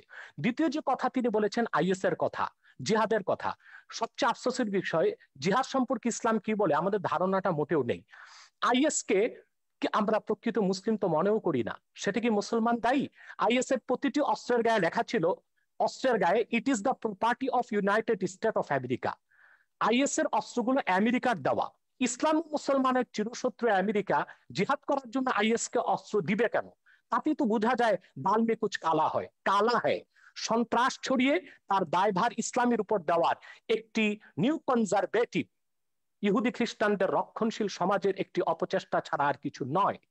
কিন্তু সবচেয়ে বড় কথা হচ্ছে, যারা অস্ত্র হাতে মধ্যপ্রাচ্যে জিহাদ করছে তাদেরকে আমরা সন্ত্রাসী বললাম, কিন্তু সেই সন্ত্রাস তৈরির পিছনে যারা ক্ষেত্র প্রস্তুত করলো তাদেরকে আমরা অপবাদ দিচ্ছি না কেন? আমেরিকা ইরাকে হামলা করেছে, অজুহাত ছিল সেখানে কেমিক্যাল উইপন আছে, রাসায়নিক অস্ত্র আছে। একটি স্বাধীন সার্বভৌম দেশকে তছনছ করে দিল, মাটির সাথে মিশিয়ে দিল। কিন্তু তদন্তে দেখা গেল 1 ফোঁটা কেমিক্যাল উইপন সেখানে পাওয়া যায়নি। এখন সেখানে ইরাকের মুসলমানরা যদি তাদের স্বাধীনতা সার্বভৌমত্বের জন্য, তাদের অধিকারকে রক্ষার জন্য অস্ত্র হাতে তুলে নেয়, সেই জিহাদ সন্ত্রাস হয়ে যাবে? এতটা অযৌক্তিক অবিচার কোনো মানুষ তো মেনে নিতে পারে না। ফিলিস্তিনে মুসলমান বসবাস করতে আজকে পারছে না, ইসরায়েলি সন্ত্রাসীদের কারণে বাইতুল মুকাদ্দাসে মুসলমান নামাজ পড়তে পারছে না। সেখানে মুসলমান যদি তার অধিকারকে সংরক্ষণ করার জন্য, অধিকারকে আদায় করার জন্য অস্ত্র হাতে তুলে নেয়, সেটা সন্ত্রাস হয়ে যাবে। সারা বিশ্বব্যাপী জাতিসংঘের তত্ত্বাবধানে সন্ত্রাসকে ছড়ানো হচ্ছে। বাংলাদেশের বিষয়ে বলা হচ্ছে কওমি মাদ্রাসার ছাত্ররা সন্ত্রাস করে, অথচ জেএমবি যখন বাংলাদেশে সিরিজ বোমা হামলা করেছে, কওমি মাদ্রাসাগুলো মাঠে ঘাটে আন্দোলন করেছে সন্ত্রাসের বিরুদ্ধে। হাটহাজারী থেকে আহমদ শফি সাহেব তখন মহাপরিচালক ছিলেন, তিনি স্পষ্ট করে ব্যাখ্যা দিয়েছিলেন নিরপরাধ মানুষকে বোমা মেরে হত্যা করা ইসলাম সমর্থন করে না। সে দায়টা কওমি মাদ্রাসা কেন দিবে? এদেশের মাদ্রাসাগুলো কেন দিবে? বরং পিছনে কারা জড়িত ছিল তারাই দায়ী হবে বলে আমরা বিশ্বাস করি। রমনা বটমূলে যখন বোমা হামলা করা হয়েছিল, তখন আমরা দেখেছি দায় দেওয়া হয়েছিল মাদ্রাসা ছাত্রদের, কিন্তু রমনা বটমূলে বোমা হামলার 1 ঘন্টা পরই আমরা দেখেছি বামপন্থী কিছু সংগঠন ব্যানার নিয়ে আলেম ওলামার বিরুদ্ধে মিছিল বের করেছে। তারা কি করে জানতো যে 1 ঘন্টা আগে রমনা বটমূলে বোমা হামলা হবে? নিশ্চয় ঘটনাটির সাথে তারা জড়িত ছিল। সন্ত্রাসী কর্মকাণ্ড করে দায় তারা আলেম ওলামা পীর মাশায়েখের উপর দেওয়ার চেষ্টা করেছে। আলেম ওলামা পীর মাশায়েখদের ইমেজকে, সম্মানকে ক্ষুণ্ণ করার জন্য, এবং বাংলাদেশে যেন ইসলামের রাজনৈতিক উত্থান না ঘটে সেটা ঠেকাবার জন্য। অতএব না জেনে তথ্য প্রমাণ আমি ছাড়া। যেটা হচ্ছে, আপনি আহমেদ শফির কথা বললেন, আপনি একটু মন্তব্য করুন। এই আহমেদ শফি 2013 সালের 15ই ফেব্রুয়ারি সমস্ত তথাকথিত ইসলামিক পত্রিকাগুলোতে, জামাতের এবং তাদের সহযোগীদের পত্রিকা, আধা পৃষ্ঠা একটা খোলা চিঠি লিখেছেন প্রধানমন্ত্রীকে। সেখানে আমার নাম, মুনতাসির মামুনের নাম, জাফর ইকবালের নাম, আমাদের সবার নাম উল্লেখ করে বলেছিলেন এইসব নাস্তিক, মুরতাদ, কাফের এরা। এবং তারপর যেটা ব্লগারদের বিরুদ্ধে তিনি তার ঘাতকদেরকে লেলিয়ে দিলেন, তারপর তো সিরিজ অফ ব্লগার হত্যা আমরা দেখলাম, এবং প্রত্যেকে তারা বলেছে, এবং যারা ওই যে ইয়েটা করেছে, এই হলি আর্টিজান ঘটিয়েছে, তারাও বলেছে তারা জাকির নায়কের ওয়াজ শুনে এবং আহমদ শফির ওয়াজ শুনে তারা এগুলো করেছে। ধর্ষণের ব্যাপারে তিনি যেটা বলেছেন, ধর্ষণটা বেড়েছে কেন? আহমদ শফির সেই ওয়াজ কি আমরা ভুলে গেছি? এখনো ইউটিউবে আপনি পাবেন যে গার্মেন্টস এর মেয়েদেরকে তিনি ঘর থেকে বেরোতে মানা করছেন, ঘর থেকে বেরোলে পুরুষের লালা ঝরবে, এবং যে পুরুষের লালা ঝরবে না সে পুরুষ নয়, তাদেরকে প্রকারান্তরে যে গার্মেন্টস এর মেয়েদেরকে জেনাকারিনী বলছে, যে এরা বাইরে যায় জেনা করবার জন্য। এবং আমার ওই ছবি তো ওখানে আছে, একজন এসে বলেছেন যে ইসলামী আইন অনুযায়ী তিনি প্রমাণ ছাড়া এমন কথা বলতে পারেন না, সেই অনুযায়ী তার 80টা দৌড়া পেতে হবে। আমি সেইখানে যাচ্ছি না, আমার কথা হচ্ছে দিস ইজ বাংলাদেশ, এটা বাংলাদেশ। এখানে এখনো ইসলামী হুকুমত কায়েম হয়নি, এখনো কোরআনের আইন কায়েম হয়নি। বাংলাদেশ চলবে বঙ্গবন্ধু যে সংবিধান দিয়ে গেছেন সেই সংবিধান অনুযায়ী। যেদিন আপনারা খিলাফত কায়েম করবেন সেদিন আপনাদের কোরআনের আইন কায়েম করুন, আমাকে 100 বার আপনারা হত্যা করুন, তাতে কিছুই যায় আসে না। কিন্তু কথা হচ্ছে যতক্ষণ পর্যন্ত এটা বাংলাদেশ আছে, ততক্ষণ পর্যন্ত বাংলাদেশের সংবিধানের মূলনীতি আপনাকে বিশ্বাস করতে হবে, আমার বাঙালিত্বের চেতনাকে বিশ্বাস করতে হবে। ধর্ম আমি 100 বার বদলাতে পারি, কিন্তু আমি কখনো আমার এথনিক আইডেন্টিটি, বাঙালি সত্তা, আপনিও এখন বাংলায় কথা বলছেন, আপনি নিজেও একজন 1000 বছর ধরে আপনার পূর্বপুরুষরা বাঙালি ছিলেন, এবং ইসলাম গ্রহণ করবার আগে অন্য ধর্ম ছিল কিংবা কোনো ধর্ম ছিল না। ধর্ম আপনি বদলাতে পারেন, কিন্তু যেটা আপনি বদলাতে পারেন না সেটা হচ্ছে আপনার জাতিসত্তা, এথনিক আইডেন্টিটি। এথনিসিটি অনুযায়ী আমরা 5000 বছরের একটা প্রাচীন জাতি, এই প্রাচীন জাতির আমাদের একটা সভ্যতা আছে, ঐতিহ্য আছে, এবং সংবিধানে এগুলো রক্ষার কথা দায়িত্ব রাষ্ট্রকে দেওয়া হয়েছে। আমাদের ঐতিহ্য এগুলো আমাদের রক্ষা করতে হবে, তারপরে আমরা যে যা ধর্ম পালন করব। কেউ যদি ধর্ম পালন না করে, তারও এই দেশে থাকবার সমান অধিকার মর্যাদা দিতে হবে, এবং আছে সংবিধান অনুযায়ী সেটা আছে। আমার কথা হচ্ছে সহিষ্ণুতা প্রদর্শন করুন, সৌভ্রাতৃত্ব প্রদর্শন করুন, ইসলামকে কলঙ্কিত করবেন না, রাজনীতি টেনে এনে সন্ত্রাসকে বৈধতা দিয়ে ইসলামকে আপনারা দয়া করে কলঙ্কিত করবেন না। পশ্চিমারা একটা অজুহাত পেয়ে গেছে, ইসলাম ব্যাশিং একটা শব্দ পশ্চিমে, এবং তাদেরকে গিয়ে বোঝাতে হয় যে না, আমাদের দেশে ইসলাম হচ্ছে এটা সুফিদের ইসলাম, এটা শান্তির ইসলাম, কিছু সংখ্যক বিপদগামী এগুলো আইএস আল কায়দার প্ররোচনায় তারা এগুলো করছে। কিন্তু এই কথাগুলো যখন আমরা ভিন্ন ধর্মকে যখন আক্রমণ করছি ওয়াজের নাম, ভিন্ন মতাবলম্বীদের যখন আক্রমণ করছি ওয়াজের নাম, এবং অশ্লীল কদর্য ভাষায় কথা বলা হচ্ছে, এবং তখন আপনি কি ধারণাটা দিচ্ছেন ইসলাম সম্পর্কে সেটা বলুন। এবং সেইটার যদি বদলা যদি ভারতের হিন্দু মৌলবাদীরা নেয়, কিংবা বারবার বুদ্ধিস্ট মৌলবাদীরা নেয়, সেটার আপনি কি জবাব দেবেন? এই জন্য আমি বলি যে বিশ্বের 57টা দেশে মুসলমানরা মেজরিটি, মাইনরিটির রেসপেক্ট করুন, সমান অধিকার মর্যাদা দিন। জি তাদেরকে ওইভাবে ফাতোয়া দিয়ে তাদেরকে হত্যা বা আঘাত করবার ক্ষেত্র তৈরি করবেন না, তাদেরকে প্ররোচিত করবেন না কাউকে যে না শাহরিয়ার কবিরকে হত্যা করলে তুমি বেহেশতে যাবে। এটাই তো তৈরি করা হচ্ছে উন্মাদনা। ব্লগার হত্যার পেছনে এটাই ছিল যে ওকে খুন করতে পারলে, বাবাকে খুন করতে পারলে তুমি বেহেশতে যাবে। জি এটাই আমি বলি।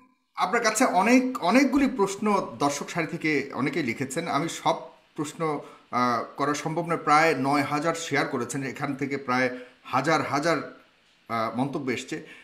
কেউ কেউ লিখেছেন, যেমন এম.এ. বাসিত আশরাফ, তিনি লিখেছেন পৃথিবীতে, শাহরিয়ার কবির সাহেবের কাছে প্রশ্ন করেছেন, পৃথিবীতে প্রথম মানবাধিকার এবং নারীদের সম অধিকারের প্রতিষ্ঠাতা কে? উনি কি জানেন পশ্চিমা বিশ্বের দার্শনিকেরা পৃথিবীর শ্রেষ্ঠ মানব দরদী মানুষ হিসেবে কাকে স্বীকৃতি দেয়? ডেফিনেটলি তিনি কাকে মিন করেছেন আপনি জানেন। সেক্ষেত্রে আপনার বক্তব্য জানতে চেয়েছে এই একজন লেখক। এরপরে রয়েছেন কাফায়েতুল্লাহ সাহেব, আপনার মুক্তিযুদ্ধের অবদান সম্পর্কে জানতে চেয়েছে। এরপরে লিখেছেন বাংলাদেশের স্বাধীনতা আন্দোলনে যারা যুদ্ধ করেছে তারা কি সবাই স্বাধীনতা বুঝতো? তারা কি জেনে শুনে সবাই মুক্তিযুদ্ধে অংশগ্রহণ করেছে? তাহলে নাস্তিকের বিরুদ্ধে আন্দোলন করতে হলে সবাইকে জানতে হবে কেন? এই ধরনের অনেকগুলি প্রশ্ন করেছেন। মাওলানা ওমর ফারুক লিখেছেন, পারভেজ জুয়েল লিখেছেন, এমডি মাসুম লিখেছেন, শাহিদ আহমেদ লিখেছেন, অনেকেই লিখছেন, লিখে যাচ্ছেন। আপনারা লিখতে থাকুন, আমি সম্ভব হলে কিছু নেব। তবে এই পর্যায়ে অনুষ্ঠানের শেষ প্রান্তে চলে এসেছি, 2 মিনিট করে শুধুমাত্র আপনারা দুজন আবারও শেষ বক্তব্য দেবেন। এগুলো কিন্তু জামাতিদের একটা পরিকল্পিত ব্লগ আছে। যখনই আমি কোনো কথা বলি টকশোতে 1000 2000 এগুলো ডিসলাইক আসবে এবং প্রশ্নগুলো করা হবে মুক্তিযুদ্ধ নিয়ে। এটা বলতে বলতে আমি ক্লান্ত হয়ে গেছি। আমার মুক্তিযুদ্ধের কি অবদান আছে, বাংলাদেশের স্বাধীনতা যুদ্ধের দলিলপত্রটা এটা আগাগোড়া পড়ুন। আমি বলে দেবো না কোন পৃষ্ঠা, আপনাকে পড়তে হবে। এই সুযোগে যদি মুক্তিযুদ্ধের ইতিহাসটা আপনাদের মাথায় ঢোকে, পড়ে দিন শাহরিয়ার কবির কি করেছে মুক্তিযুদ্ধের, সাংস্কৃতিক স্কোয়াডে কি অবদান ছিল, সেখানে পাবেন। দ্বিতীয় কথা হচ্ছে মানবাধিকার নিয়ে। এখন মানুষের অধিকার মর্যাদা প্রত্যেককে বিশ্বাস করতে হবে। এই পৃথিবীতে আমি শুরুতেই বলেছি যে আমরা 700 কোটি মানুষের মধ্যে 150 কোটি মুসলমান আছে, 150 কোটি হিন্দু আছে, 250 কোটি 250 কোটি খ্রিস্টান আছে, অন্য ধর্মাবলম্বী আছে, নাস্তিকও আছে। আমাদেরকে এই পৃথিবীটাকে বাসযোগ্য করতে হবে, এখানে বাঁচতে হবে সমান অধিকার মর্যাদাকে রেসপেক্ট করে। আমি শুধু এইটাই বলছি, আল্লাহ মানুষ সৃষ্টি করেছেন, আল্লাহ শুধু মুসলমান সৃষ্টি করেন। এইটুকু অন্তত শ্রদ্ধাবোধটা স্রষ্টার উপর। আপনার কোনো ডিরেক্ট কোনো প্রশ্ন রয়েছে কিনা একদম সম্পূর্ণভাবে, যেটা আপনি জানতে চান ডক্টর? না না, আমার কোনো প্রশ্ন নেই। আমি তো পরিষ্কার আছি, আমার অবস্থান সম্পর্কে আমি তো পরিষ্কার আছি। যারা বিভ্রান্ত তাদেরকে বলবো যে মানুষকে মানুষ হিসেবে মর্যাদা দিতে শিখুন। আল্লাহ বিচার করবেন কিয়ামতের পরে, কে দোজখে যাবে, কে বেহেশতে যাবে, কে কত পাপ করেছে, গুনাহ করেছে দুনিয়াতে। সেটাকে দুনিয়াতে আপনাকে এই যে জাগতিক শাস্তির যেটা হচ্ছে ব্লাসফেমির যে কনসেপ্ট, এটা ইসলামের কনসেপ্ট না। কোরআনে কোথাও ব্লাসফেমির জাগতিক শাস্তির বিধান নেই। আল্লাহ নিজে শাস্তি দেবেন তাদেরকে, ব্লাসফেমার্সকে। এখন সেইটাকে আপনি ইহুদি খ্রিস্টান আইনের দিকের থেকে এখানে ইমপ্লিমেন্ট করছেন, আল্লাহর অধিকার আপনি নিজের হাতে তুলে নিচ্ছেন। আমার কথা হচ্ছে বাংলাদেশে তো অন্য ধর্মের মানুষ আছে, 57টা দেশে মুসলমানরা মেজরিটি। এখন আমি যদি এখানে মেজরিটি রুল চাপাই, অন্যান্য দেশগুলোতে যখন তারা তাদের মেজরিটি রুল চাপাবে, সেই সব দেশের মুসলমানদের নির্যাতনের দায়িত্ব, ভারত বলুন, শ্রীলঙ্কা বলুন, কিংবা মায়ানমারের মুসলমানদের নির্যাতনের দায়িত্ব কিন্তু আমাদের মোল্লাদেরকে নিতে হবে। তারা যখন হিন্দুদের উপর, বৌদ্ধদের উপর নির্যাতন করবেন, রামুর মতো ঘটনা ঘটাবেন, নাসিরনগরের মতো ঘটনা ঘটাবেন, বা 2001 সালে নির্বাচনের সময়কার মতো ঘটনা ঘটাবেন। তো সেইটাই আমরা বলছি, আমাদের এখানে সব ধর্মের মানুষ সমান অধিকার মর্যাদা নিয়ে বাস করবে। সব ধর্মের মানুষ মুক্তিযুদ্ধে অংশ নিয়েছে। মুক্তিযুদ্ধে আমাদের কি স্লোগান ছিল, মুজিবনগর সরকারের পোস্টার দেখুন, বক্তৃতা দেখুন, নীতি নির্ধারকরা কি বলেছেন, পরিষ্কার হয়ে গেছে। যুদ্ধের ভেতর দিয়ে আমাদেরকে আপনার কাছ থেকে জাস্ট 1 সেকেন্ড 5 সেকেন্ড ভাস্কর্য নিয়ে আপনার বক্তব্য শুনতে চাই, যেটা অতি সম্প্রতি অনেক আলোচিত হয়েছে। যখন আমি মিশরে, তখন আমি মিশরে ছিল, মুসলিম ব্রাদারহুড যখন এটা নিয়ে একটা বিতর্ক, সালাফিরা বিতর্ক তুলেছিল, স্ফিংস থাকতে পারবে না। স্ফিংস এটা পৌত্তলিকতা এবং ভাস্কর্যতা। সেখানে একটা সুভেনির বিক্রি করতে, একজন সুভেনির বিক্রি এবং বেশ লম্বা দাড়িওয়ালা, চোপা পরা, এই সাথে হুজুর টাইপের। আমি সুভেনি কিনতে বললাম, আমি তুমি ওহাবিরা সালাফিরা ওহাবি না, সালাফিরা সেখানে বলছে যে কি এটা তো হারাম ইসে। বলে দেখো, এটা হচ্ছে আমাদের সংস্কৃতি। ধর্ম আর সংস্কৃতি এক জিনিস না। সংস্কৃতিটা হচ্ছে খ্রিস্টান মুসলমান নির্বিশেষে, এটা সবগুলো আমাদের সংস্কৃতির অন্তর্গত। সালাফিরা দাবি করেছিল মুসলিম ব্রাদারহুড তখন ক্ষমতায় ছিল, তারা সেটা ভাঙেনি। তিনি যে বলছেন যেসব দেশ খেলাফতের দিকে যাচ্ছেন, বিশেষ করে তুরস্কের কথা তিনি উল্লেখ করলেন, হ্যাঁ তুরস্ক খেলাফতের কথা বলছে, একটা ভাস্কর্য ভেঙেছে, উল্টো তারা নাকি এখন বঙ্গবন্ধুর ভাস্কর্য বসাবে আঙ্কারাতে। এই হচ্ছে ইসলাম, যেটা এরদোয়ান তুরস্কে করছে। তুরস্কে আমি হযরত জালালউদ্দিন রুমির বিশাল ভাস্কর্য দেখেছি, অন্যান্য ইসলামিক সুফিদের ভাস্কর্য দেখেছি, ইরানে আমি সুফিদের ভাস্কর্য দেখেছি। তো ভাস্কর্যের সঙ্গে ইসলামের বিরোধ আছে, যেটা বলেন এটা সম্পূর্ণ রাজনৈতিক পক্ষপাতী। ভাস্কর্য সভ্যতার অংশ, ইতিহাসের অংশ, ইতিহাসের মহানায়ক সেটা ইসলামিক স্কলার আছেন, অন্যান্য আছেন, স্কলাররা আছেন। মিশরে যান, ইসলামিক স্কলার কেন, বুদ্ধিজীবীদের দেখবেন, সঙ্গীতকারদের দেখবেন। উম্মে কুলসুম বিশাল আরব বিশ্বের সবচেয়ে পপুলার গায়িকা, তার ভাস্কর্য ভাস্কর্য আছে। ভাগাভাগি চলছে, এটা কি আপনি মনে করেন যে রাজনৈতিক কোনো ঘৃণিত? এটা পুরো রাজনীতি, এর সঙ্গে ইসলামের কোনো সম্পর্ক নেই, একদম রাজনীতি। মোল্লা ইসলামিক ওমর যেটা আফগানিস্তানে করেছে সেই কাজটাই তারা এখানে রিপিট করছে। মোল্লা ওমর এখানে কারা বলতে কারা করছে বর্তমানে বাংলাদেশে যে আপনি ভাস্কর্য ভাঙার পেছনে কাদেরকে দায়ী? তারা তো সবগুলো, তারা তো ঘোষণা দিয়ে করছে, খেলাফত, হেফাজত, যারা ইসলামী শাসনতান্ত্রিক আন্দোলন বা তাদেরকে যারা সাপোর্ট করে, যাদের পেছনে জামাত বিএনপি রয়েছে, যাদের পেছনে আমরা আওয়ামী লীগের নেতাদেরকে গ্রেফতার করা হয়েছে। আরে ওটা বাঘা যতীনেরটা তো কাগজে বেরিয়েছে, এটা স্কুল কমিটি নিয়ে তাদের মধ্যে দ্বন্দ্ব, এটার সঙ্গে ভাস্কর্য ভাঙার কোনো সম্পর্ক। ওকে, ভাস্কর্য নিয়ে 2013 সাল থেকে বঙ্গবন্ধু এখানে উপলক্ষ, বঙ্গবন্ধুর গায়ে হাত দিয়েছে বলে আওয়ামী লীগের টনক নড়েছে। কেন হেফাজতে 13 দফায় ভাস্কর্য ভাঙার কথা নেই? জামাত ইসলামী আগে ভাস্কর্য ভাঙার কথা বলেনি? হেফাজতে 13 দফায় যা আছে, কাদিয়ানীদের কাফের ঘোষণা থেকে শুরু করে ব্লাসফেমি এন্ড পানিশমেন্ট করা, সবগুলোই হচ্ছে জামাতের দফা। এখন এগুলোকে তিনি যতই পার্থক্য করুন না কেন, জামাতের সঙ্গে আমাদের পার্থক্য আছে, তিনি কিন্তু কাদিয়ানীদের কাফেরের ব্যাপারে জামাতের সঙ্গে একমত, ব্লাসফেমি আইন চালুর ব্যাপারে তিনি জামাতের সঙ্গে একমত, ভাস্কর্য ভাঙার ব্যাপারও আশা করি তিনি নিশ্চয়ই একমত হবেন ওদের সঙ্গে। তো এইটাই হচ্ছে মিলের জায়গাটা। আমি বলছি যে রাজনীতিতে যখনই আনবেন ইসলামকে বা কোনো ধর্মকে, তখনই ওই বার্মার মতো ঘটনা ঘটবে, ভারতের মতো ঘটনা ঘটবে, বাংলাদেশের মতো ঘটনা ঘটবে, পাকিস্তানের মতন ঘটনা ঘটবে। এতে করে কি বিশ্বে শান্তি আসবে বা কোনো দেশে আমরা কি শান্তিতে বাস করতে পারবো? আমার কথা হচ্ছে আমরা সবাই শান্তিতে বাস করতে চাই। এই প্রশ্নটা আমাদের সবারও জনাব ডক্টর এনায়েতুল্লাহ আব্বাসী, আপনি শেষ কথা বলবেন আজকের অনুষ্ঠানের, এবং আপনার কাছে প্রশ্ন অনেকেই করেছে, কিন্তু আমি অনেকের প্রশ্ন নিতে পারছি না, শেষ প্রান্তে চলে এসেছি। মাননীয় আইজিপি মহোদয় বলেছেন যে বাংলাদেশ মৌলবাদী দেশ নয়। আপনারা কার ইশারায় কোন এজেন্ডা বাস্তবায়নের জন্য দেশটাকে মৌলবাদী চরিত্রের তকমা আটানোর চেষ্টা করছেন? আমরা তো আরব সহ বিভিন্ন রাষ্ট্র দেখি না জঙ্গি মিছিল করতে, জঙ্গি মিছিলের কথা বলেছে, কিন্তু আপনারা আমাদের কথায় কথায় আমাদের দেশে জঙ্গি মিছিল করেন। তাহলে দেশটিকে জঙ্গিবাদের দিকে ঠেলে দিচ্ছেন কিনা, কারো উদ্দেশ্য হাসিল করতে চাচ্ছেন কিনা? এবং ফ্রান্সের কথা বলেছেন তিনি, পাশাপাশি তিনি বলেছেন যে এদেশে ইসলাম প্রচার করেছিলেন সুফি সাধকরা, তারা কিন্তু কখনোই তরবারি প্রয়োগের মাধ্যমে ইসলাম প্রচার করেনি। আপনারা কেন এখন এমন উস্ফলন দেখাচ্ছেন? এটা কেন, বা এ ব্যাপারে উনি প্রশ্ন করেছেন আপনাদের আলেম সমাজের। ধন্যবাদ সাগর। প্রথমে শাহরের কবির সাহেবকে বলবো যে তিনি জামাত ফোবিয়াতে ভুগতেছেন, সব জায়গায় জামাতের গন্ধ পান তিনি, এটা ঠিক নয়। আমি আবারও বলছি, এদেশের মূলধারার আলেম ওলামার সাথে জামাতের কোনো সম্পর্ক নেই, যদিও বা একটি বিরাট জনগোষ্ঠী জামাতের অনুসরণ করছে। কাদিয়ানীরা নিঃসন্দেহে অমুসলিম এবং কাফের, এটা পৃথিবীর সকল মুসলমানের মত, কোরআনের মত, সুন্নার মত, ইজমায় উম্মতের মত। তারা কাফের এবং অমুসলিম, তাদেরকে যারা কাফের বলবে না তারাও কাফের। কাদিয়ানী মাসালা তো মওদুদীর ভুল, আপনি জানেন না এটা। কাদিয়ানী মাসালা কি মওদুদী লিখেননি? কাদিয়ানী মাসালা মওদুদী, আমি বলছি, প্রথম কাদিয়ানীদের বিরুদ্ধে আন্দোলনের ডাক দিয়েছেন আল্লামা ইউসুফ বিন নুরি রাহমাতুল্লাহ, করাচি ইউসুফ বিন নূর মাদ্রাসার যিনি মুহতামিম ছিলেন। আন্দোলনে পুরোধা নেতৃত্ব দিয়েছেন আমার ওস্তাদ মুহতারাম আল্লামা তাকি উসমানী এবং মুফতি শফি রাহমাতুল্লাহ। সাথে আন্দোলনে যোগ দিয়েছিল আবুল আলা মওদুদী এবং তার লোকজন। বরং পাকিস্তানের সকল ঘরানার মুসলিমরাই কাদিয়ানী বিরোধী আন্দোলনে অংশগ্রহণ করেছিল। দ্বিতীয় যে ওই মামলায় কিন্তু মওদুদীর মৃত্যুদণ্ড হয়েছিল, আর কারণ না, মওদুদীর মৃত্যুদণ্ড হয়েছিল ওই মামলাতে, যেটা সৌদি বাদশার অনুরোধে প্রত্যাহার করা। সেটা মৃত্যুদণ্ড কার হলো, সেটা হয়তোবা পাকিস্তান সরকারের রাজনৈতিক কোন প্রতিহিংসা ছিল মওদুদীর উপর, সেজন্য মওদুদীকে মামলা দেবার চেষ্টা করেছে। আর যেহেতু অন্যান্য নেতৃবৃন্দ রাজনীতিতে জড়িত ছিলেন না, তাদেরকে মামলা দেবার সুযোগ হয়নি, এটা একটি কারণ হতে পারে। দ্বিতীয় যে বিষয়টি বললেন ব্লগারদের বিষয়, ব্লগারদেরকে কারা হত্যা করেছে তাদেরকে আপনারা দায়ী করলেন, কিন্তু ব্লগারদেরকে বাক স্বাধীনতার দোহাই দিয়ে, মুক্ত চিন্তা লালন করার দোহাই দিয়ে ইসলাম এবং ইসলামের মূলনীতির বিরুদ্ধে অকথ্য ভাষায় গালিগালাজ বিষোদগার তারা যে করলো, তখন রাষ্ট্রীয়ভাবে তাদেরকে কেন বাধা দেওয়া হয়নি?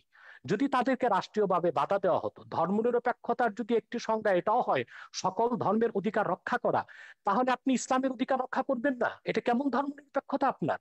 আপনার তো উচিত ছিল 57 ধারায় সব ব্লগারদেরকে আপনার গ্রেফতার আপনার করা হয়েছে। আপনার ব্লগারদেরকে হত্যার আগে কাউকে গ্রেফতার করা হয় নাই। যখন সরকার দেখেছে একটি ব্লগার বাংলাদেশে আর বেঁচে থাকবে না, তখন ব্লগারদের নিরাপত্তার জন্য তাদেরকে গ্রেফতার করা হয়েছে। কিন্তু যদি ব্লাসফেমি আইন বাংলাদেশে থাকতোই, তাহলে তো ব্লগারদের এই সুযোগ হতো না, তাহলে কারো তো হাতে অস্ত্র নেবার প্রয়োজন হতো না। তৃতীয় যে বিষয়টি আপনি বলেছেন, সুফিবাদের মাধ্যমে ইসলাম এসেছে, এবং আইজিপির যে প্রশ্ন এসেছে, আইজিপি মহোদয় এর কথা থেকে তো স্পষ্ট বোঝা যাচ্ছে তিনি ইসলামের প্রতি অত্যন্ত শ্রদ্ধাশীল, হয়তো বা মিস আন্ডারস্ট্যান্ডিং আছে তার। সেটা হচ্ছে তরবারির জোরে ইসলাম আসে নাই, কিন্তু ইসলাম প্রতিষ্ঠায় তরবারি ব্যবহার হয়েছে। তরবারির জোরে ইসলাম প্রতিষ্ঠিত হওয়া এক জিনিস, আর ইসলাম প্রতিষ্ঠায় তরবারি ব্যবহার আরেক জিনিস। ইসলাম যে জিহাদ দিয়েছে তা অনেকটাই ডিফেন্সিভ, অফেন্সিভ নয়। যখন ইসলাম প্রতিষ্ঠার ক্ষেত্রে অমুসলিম শক্তি অন্যায়ভাবে হামলা করেছে, আক্রমণ করেছে, তখনই তরবারির ব্যবহার করতে হয়েছে। এমনকি এই ক্ষেত্রে আমি উদাহরণ দিব মঈনুদ্দিন চিশতি রহমতুল্লাহ। তিনি যখন আজমিরে আসলেন, ইসলামের শাশ্বত বিধান, ইসলামের উদারতার মাধ্যমে ইসলামের দাওয়াত দিলেন, বারবার তাকে আঘাত করেছে সে পৃথ্বীরাজ। তখন ইসলামকে সুসংহত করতে যে মোহাম্মদ ঘড়িকে তিনি আহ্বান করেছেন। তরবারির জোরে তিনি ইসলাম প্রতিষ্ঠিত করেননি, তবে ইসলাম প্রতিষ্ঠার ক্ষেত্রে তরবারির ব্যবহার হয়েছে, সেটা একটা ভিন্ন জিনিস। চতুর্থ যে বিষয়টি তিনি বলেছেন, সন্ত্রাস। সন্ত্রাস তো আমাদের দেশে অনেক রকম সন্ত্রাস হচ্ছে। যারা কলমের মাধ্যমে দুর্নীতি করে হাজার হাজার কোটি টাকা বিদেশ পাচার করছে, তারাও তো সন্ত্রাসী, কলম সন্ত্রাসী তারা। যারা বাংলাদেশে বন জঙ্গল উজাড় করে গাছপালা সবকিছু বিক্রি করে খেয়ে ফেলছে, তারা পরিবেশ সন্ত্রাসী। অনেক রকম সন্ত্রাসী আমাদের বাংলাদেশে আছে। কিন্তু আমাদের দেশে যে অস্ত্র সন্ত্রাসীর কথা বলছেন, এটা জুজুর ভয়। আসলে বাংলাদেশে কোনো সশস্ত্র জিহাদি সংগঠনের অস্তিত্বই নেই। জেএমবি বলে যেটা ছিল, সেটা অনেক তদন্তের বিষয়, সেটার সাথে মূলধারার ইসলামপন্থী ও মাদ্রাসার ছাত্রদের কোনো সম্পর্ক নেই। হোলি আর্টিজানে আমরা দেখেছি যারা সন্ত্রাসী হামলা করেছে বলা হচ্ছে, তারা কেউ মাদ্রাসার ছাত্র ছিল না, তারা ইংলিশ মিডিয়ামের ছাত্র ছিল। যদিও বা তারা বলেছে জাকের নায়কের কথায় তারা উদ্বুদ্ধ হয়েছে। আমি ওপেন চ্যালেঞ্জ করব, জাকের নায়কের এমন একটি বক্তব্য কেউ দেখাতে পারবে না যেখানে তিনি সশস্ত্র, যেখানে তিনি সন্ত্রাসকে উস্কে দিয়েছেন। জাকির নায়কের কোন একটি বক্তব্যে এটা দেখানো যাবে না। মূলত এটা ছিল একটি প্রি প্ল্যান প্রোগ্রাম।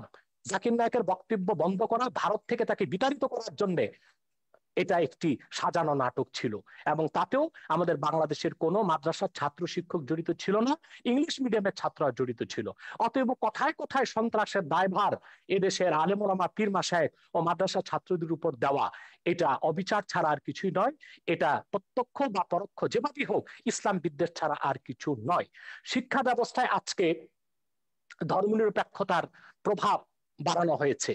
সেখানে বাংলাদেশের শিক্ষা ব্যবস্থায় যে ধর্মনিরপেক্ষতার প্রভাব আসতেছে, সেটাকে আমরা দেখতেছি ধর্মহীনতা।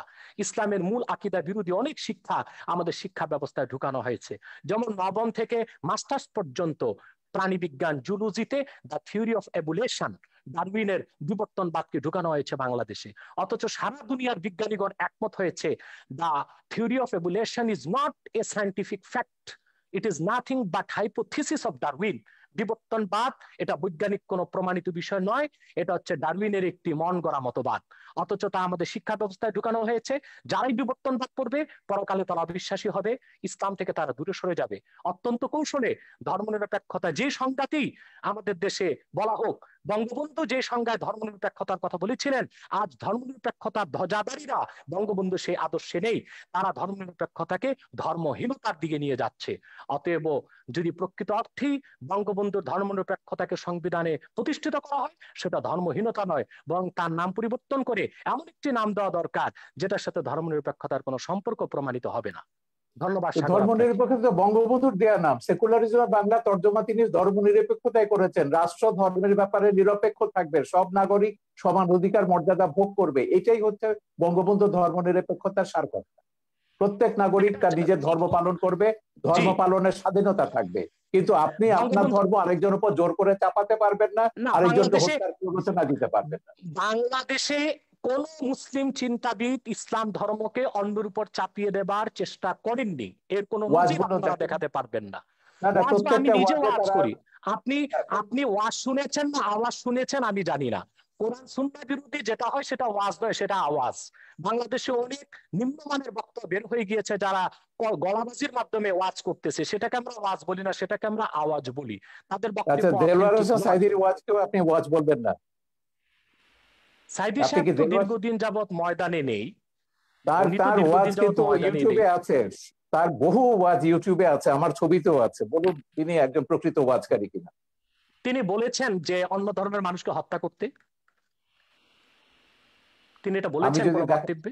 আমি যদি দেখাতে পারি আমি তার এক বক্তব্য আমার শুনেছি, তিনি ছবিতে, আমি আমার আমি ছবিতে নিজে যেটা দেখেছি।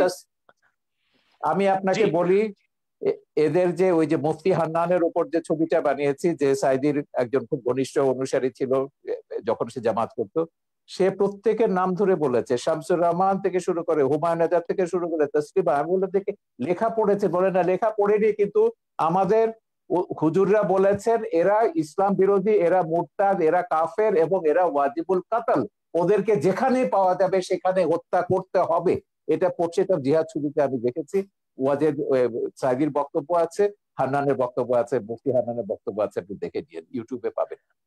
আমার মনে হয় জালাল হোসেন সাইদি সাহেব এতটা পাতলা কথা বলার লোক নয়, যদিও বা আমি তার অনেক বক্তব্য শুনিনি। তবে আমি তার একটি বক্তব্য দেখেছি, তিনি যখন বা ধর্ম মন্ত্রণালয়ের স্থায়ী কমিটির সদস্য ছিলেন, তিনি হিন্দুদের পূজা মণ্ডপে গিয়েছেন এবং তাদেরকে নিরাপত্তার ব্যবস্থা করেছেন, সেটাও তো প্রমাণ রয়েছে। আপনি এবং কিভাবে 71 বলবেন যে সালে তিনি হিন্দুদের কি করেছেন সেটা ট্রাইব্যুনালে প্রমাণ হয়েছে। 71 সালে তিনি হিন্দুদের উপর কি করে জোর করে কাকে মুসলমান বানিয়েছেন, কাকে পাকিস্তানিদের ধরিয়ে দিয়েছেন, ও সাক্ষীরা তো ট্রাইব্যুনালে এগুলো প্রমাণ করেছে।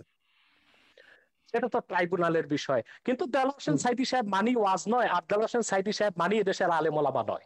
সেটা একটি বিচ্ছিন্ন বিষয়কে টেনে সকল আলেম ওলামা, পীর মাশায়েখ এবং ওয়াজ আমি নসিহতের উপর জানি যে সাইদির এইভাবে চেয়ে দায় চাপিয়ে পপুলার দেওয়া উচিত ওয়াজকারী হবে না। আর কেউ নেই বাংলাদেশে। হ্যাঁ, বাংলাদেশে সেটা তার যতজন ওয়াজকারী আছে সবচেয়ে পপুলার, সবচেয়ে বেশি ফলোয়ার হচ্ছে সাইদির, এবং আপনি বাসে টাসে সব জায়গায় সাইদির ওয়াজই শুনবেন। তো যাই হোক, তাতে আমার তো কথা আপনি হচ্ছে, তাতে তো আপনি প্রমাণ আমার কথা করছেন হচ্ছে তিনি আব্বাসী সাহেব, জনপ্রিয়, তিনি এদেশের আব্বাসী মানুষের মন সাহেব, জয় করতে পেরেছিলেন।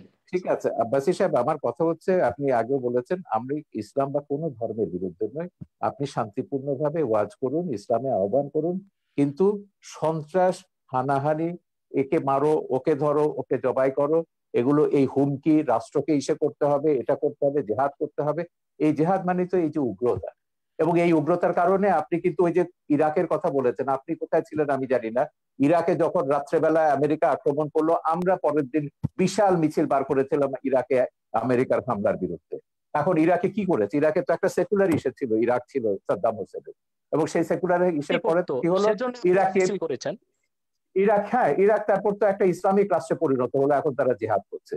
যাই হোক, আমরা আমেরিকার যত জায়গাতে জেহাদিদের, এই যে তালেবান, আল কায়দা, এটা আমার ছবিতেই আছে, আমেরিকা কি করে এদেরকে তৈরি করেছে, জেহাদকে, পলিটিক্যাল ইসলামকে কিভাবে আমেরিকা মদদ দিচ্ছে, এটা আমার ছবিতেই আছে। সোভিয়েত ইউনিয়নকে ধ্বংস করবার জন্য আমেরিকা পলিটিক্যাল ইসলামকে সবুজ বলয় তৈরি করেছে লাল বলয়ের পাশে।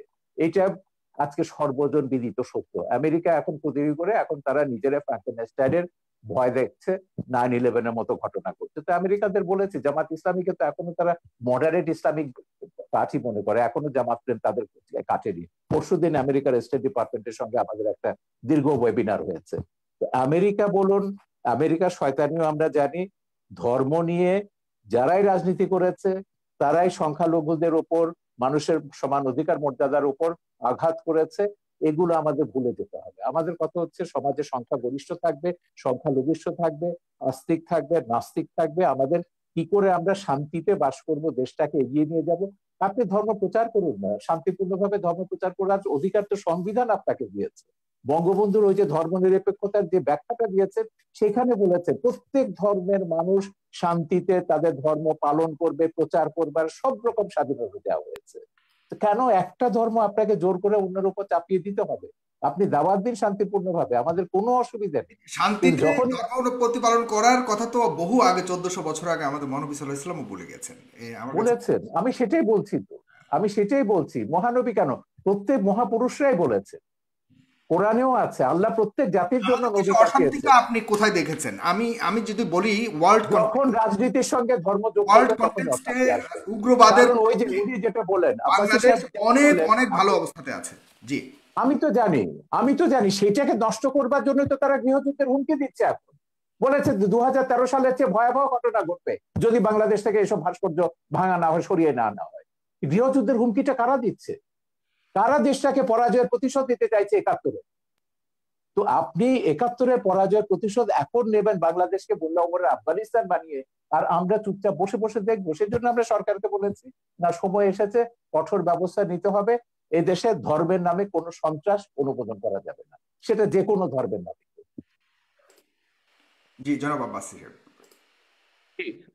জনাব সাগর সাহেব, উনি যে কথা বলেছেন যে আসলে ওনারা যে ধর্মনিরপেক্ষ এবং অসাম্প্রদায়িক রাষ্ট্র চান, পৃথিবীর পৃথিবীর কোন রাষ্ট্রে সেই কল্পিত ধর্মনিরপেক্ষ রাষ্ট্র বাস্তবে নেই, অসাম্প্রদায়িক রাষ্ট্র নেই। সকল এবং অসাম্প্রদায়িকতা আপনাদের খিলাফত পৃথিবীর এবং কোথাও নেই, আছে। খেলাফত কোথাও নেই। খোলাফায় রাশিদিনে প্রমাণ হয়ে গেছে যে 3 জন খলিফাকে আপনারা হত্যা করেছে। শেষ করি, 3 জন আমি খলিফাকে আপনার কথা বলার সময় কথা মুসলমানরা বলি নাই, হত্যা করেছে। আমি সেটা বলছি সেই কল্পিত ধর্মনিরপেক্ষ রাষ্ট্র, কল্পিত অসাম্প্রদায়িক রাষ্ট্র পৃথিবীর কোথাও নেই।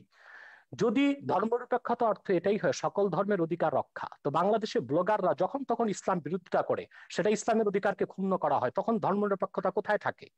ব্লগাররা বাক স্বাধীনতার নামে আল্লাহ রসুল মোহাম্মদ সাল্লাহ আলাইহি সাল্লামের আরশচুম্বী মর্যাদার বিরুদ্ধে বক্তব্য দেয়, তখন ধর্মনিরপেক্ষতার কনসেপ্ট কোথায় থাকে? অতএব ধর্মনিরপেক্ষতা যারা বাংলাদেশে করতে চায় তাদের উদ্দেশ্য হচ্ছে ইসলামকে ঠেকানো, এছাড়া আর কিছুই নয়। দ্বিতীয়, তিনি খেলাফত রাষ্ট্রের কথা বলেছেন।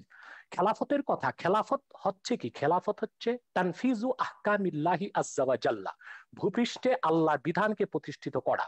আমি বলবো যদিও আরবে রাজতন্ত্র প্রচলিত আছে, কিন্তু তা সম্পূর্ণ খেলাফত ভিত্তিক চলছে দেশ। সেখানে বেনামাজিকে 25 বেত্রাঘাত করা হচ্ছে, সেখানে যারা চুরি করছে তাদের হস্তকর্তন হচ্ছে, যারা জেনা করছে তাদেরকে সাঙ্গে সার করছে। এটা খেলাফত।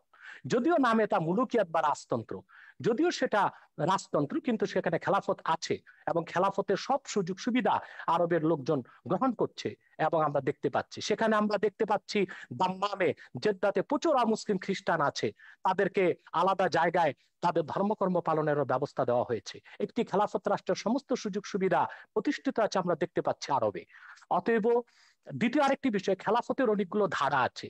পীর মুরিদির মাধ্যমে ইসলামের যে দাওয়াত পৃথিবীতে ছড়ানো হচ্ছে, সেটাও খেলাফতের একটা অংশ।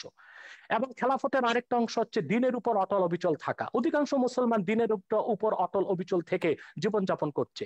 রাষ্ট্রীয়ভাবে খেলাফত প্রতিষ্ঠা, সেটা মাত্র 100 বছর যাবৎ পৃথিবীতে নেই। 96 বছর আগে অবসান ঘটেছে। অতি দ্রুত মুসলিম রাষ্ট্রগুলো আবার খেলাফত ব্যবস্থায় ফিরে যাবে।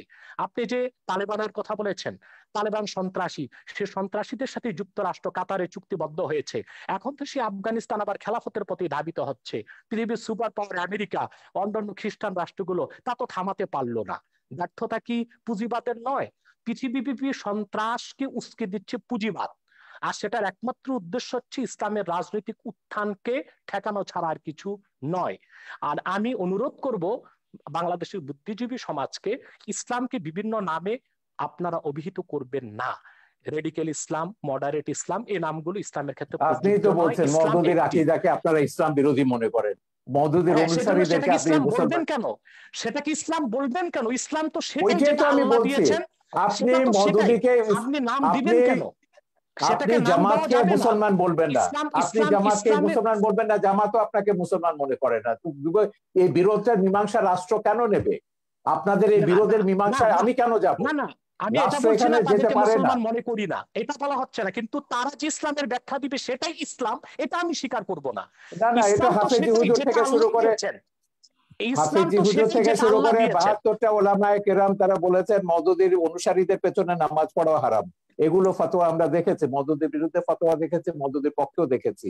এই বিতর্কে রাষ্ট্রকে জড়াবেন না, এটা আলেমরা নিজেরা নিজেদের মধ্যে ফয়সালা করুন। আমরা এই বিতর্কটা রাষ্ট্রের মধ্যে আনতে চাই। আমরা অনুষ্ঠানের প্রায় শেষ প্রান্তে চলে এসেছি। শুধুমাত্র শেষ করতে হবে, আমার যেতে হবে। এক সেকেন্ডে শুধু 1 ঘন্টা প্রোগ্রাম আপনার। মন্তব্য করবেন জনাব এনায়েতুল্লাহ আব্বাসী, যে ভাস্কর্য বিতর্কে অনেকটাই আপনারা পিছিয়েছেন। অনেকে মনে করছেন আপনাদের হয়তো কিছুটা প্রাপ্তি যোগ হয়েছে। সেক্ষেত্রে এই পিছিয়ে আসাটাকে ধর্ম অনুভূতির মলাটে শুধুই প্রাপ্তি আর স্বার্থের রাজনীতি কিনা? চমৎকার প্রশ্ন করেছেন।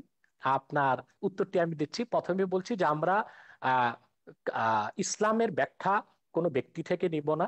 আমরা ইসলামের ব্যাখ্যা নিব কোরআন থেকে, হাদিস থেকে এবং আইম্মায়ে মুজতাহিদিন থেকে, সালফে সালিহিন থেকে। অন্য কোনো ব্যক্তি বা অন্য কোনো ব্যক্তির কোনো ব্যাখ্যা আমরা যদি কোরআন সুন্নাহ মোতাবেক হয় সেটা গ্রহণ করব, নতুবা সেটা পরিত্যাজ্য। যে কথাটি বলছেন আপনি ভাস্কর্যের ব্যাপারে, যে ভাস্কর্যের ব্যাপারে আমার আন্দোলনটা ছিল অরাজনৈতিক বিরুদ্ধে, আর অনেকে করেছেন রাজনৈতিক ভাবে। পথে ঘাটে অনেকে যারা করেছেন আন্দোলন বলতে কাকে করেছেন, বোঝাচ্ছেন?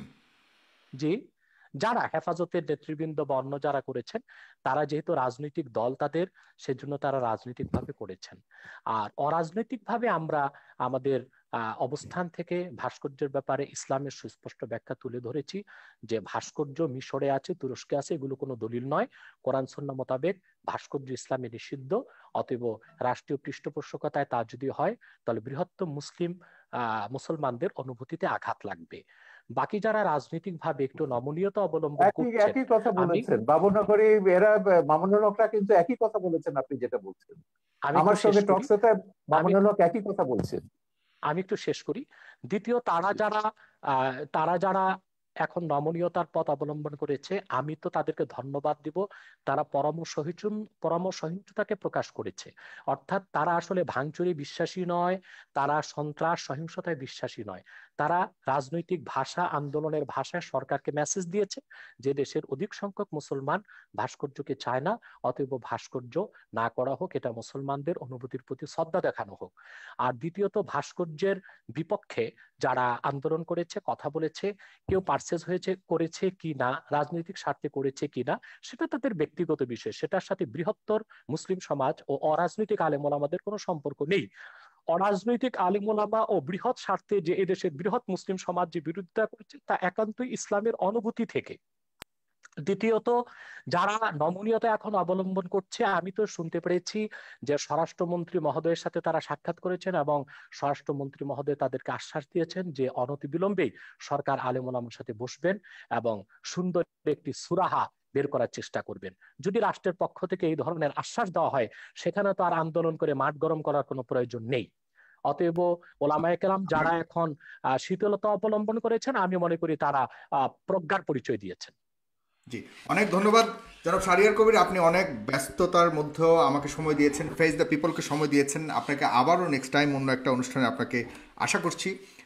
এই বিতর্কের অবসান আমরা সবাই চাই, আপনি যেমনটা চান আমরাও চাই। এই দেশ শান্তির দেশ, এই দেশের 30 লক্ষ শহীদের রক্তের বিনিময়ে অর্জিত এই দেশে আমরা কোনোভাবে কোনো বিভেদ, কোনো আমাদের মতামতের মধ্যে, আমাদের জীবন ধারা পরিচালনার মধ্যে, জীবন ব্যবস্থার মধ্যে কোনো ধরনের বিভক্তি থাকুক, এটা আমরা কখনোই চাই না। আমরা সবাই সমানভাবেই চলতে চাই। তবে কিছু কিছু কনফ্লিক্ট যেগুলি আমাদের মনের মধ্যে আছে, সেগুলি এই ধরনের আলোচনার মাধ্যমে অনেকটাই পরিষ্কার হয়ে যাবে আমি মনে করি। এবং আশা করি আমরা সামনের বঙ্গবন্ধুর, জিয়াউর রহমানের এবং অন্যান্য যারা বড় বড় ব্যক্তিত্বরা যে এই দেশকে স্বাধীন করার জন্য জীবনকে উৎসর্গ করেছেন, তাদের যে চাওয়া ছিল সেটা পরিপূর্ণভাবে সফলতা অর্জন করবে আমি বিশ্বাস করি। তো সুতরাং এই অনুষ্ঠানটিকে আপনারা অবশ্যই নিজেদের টাইমলাইনে শেয়ার করে এবং আমাদের ইউটিউব চ্যানেলটিকে অবশ্যই সাবস্ক্রাইব করে আমাদের অন্য অনুষ্ঠানগুলি দেখার আহ্বান জানিয়ে আজকের এই অনুষ্ঠানটি এখানে শেষ করছি। জনাব ডক্টর এনায়েতুল্লাহ আব্বাসী, আপনাকে অনেক ধন্যবাদ। আপনি অসুস্থ আমি জানি আজকে, তবু আপনি এসছেন, এটা একটা বিশাল প্রাপ্তি আমার জন্য, আমার অনুষ্ঠানের দর্শকদের জন্য অনেক বড় প্রাপ্তি। আপনি অসুস্থতা নিয়েও জনাব শাহরিয়ার কবিরের সাথে বসবেন বলে আপনি এসছেন। এতে হাজারো লাখো লাখো আজকের মানুষ যারা দেখেছে, তারা অনেক আপনার প্রতি অনেক কৃতজ্ঞতা আমার পক্ষ থেকে, তাদের পক্ষ থেকে আমি জানাচ্ছি আপনার প্রতি কৃতজ্ঞতা। ধন্যবাদ, ভালো থাকবেন। জনাব শাহরিয়ার কবির ভালো থাকবেন, সুস্থ থাকবেন। ডক্টর এনায়েতুল্লাহ আব্বাসী সুস্থ থাকবেন। খুদা হাফেজ। ধন্যবাদ।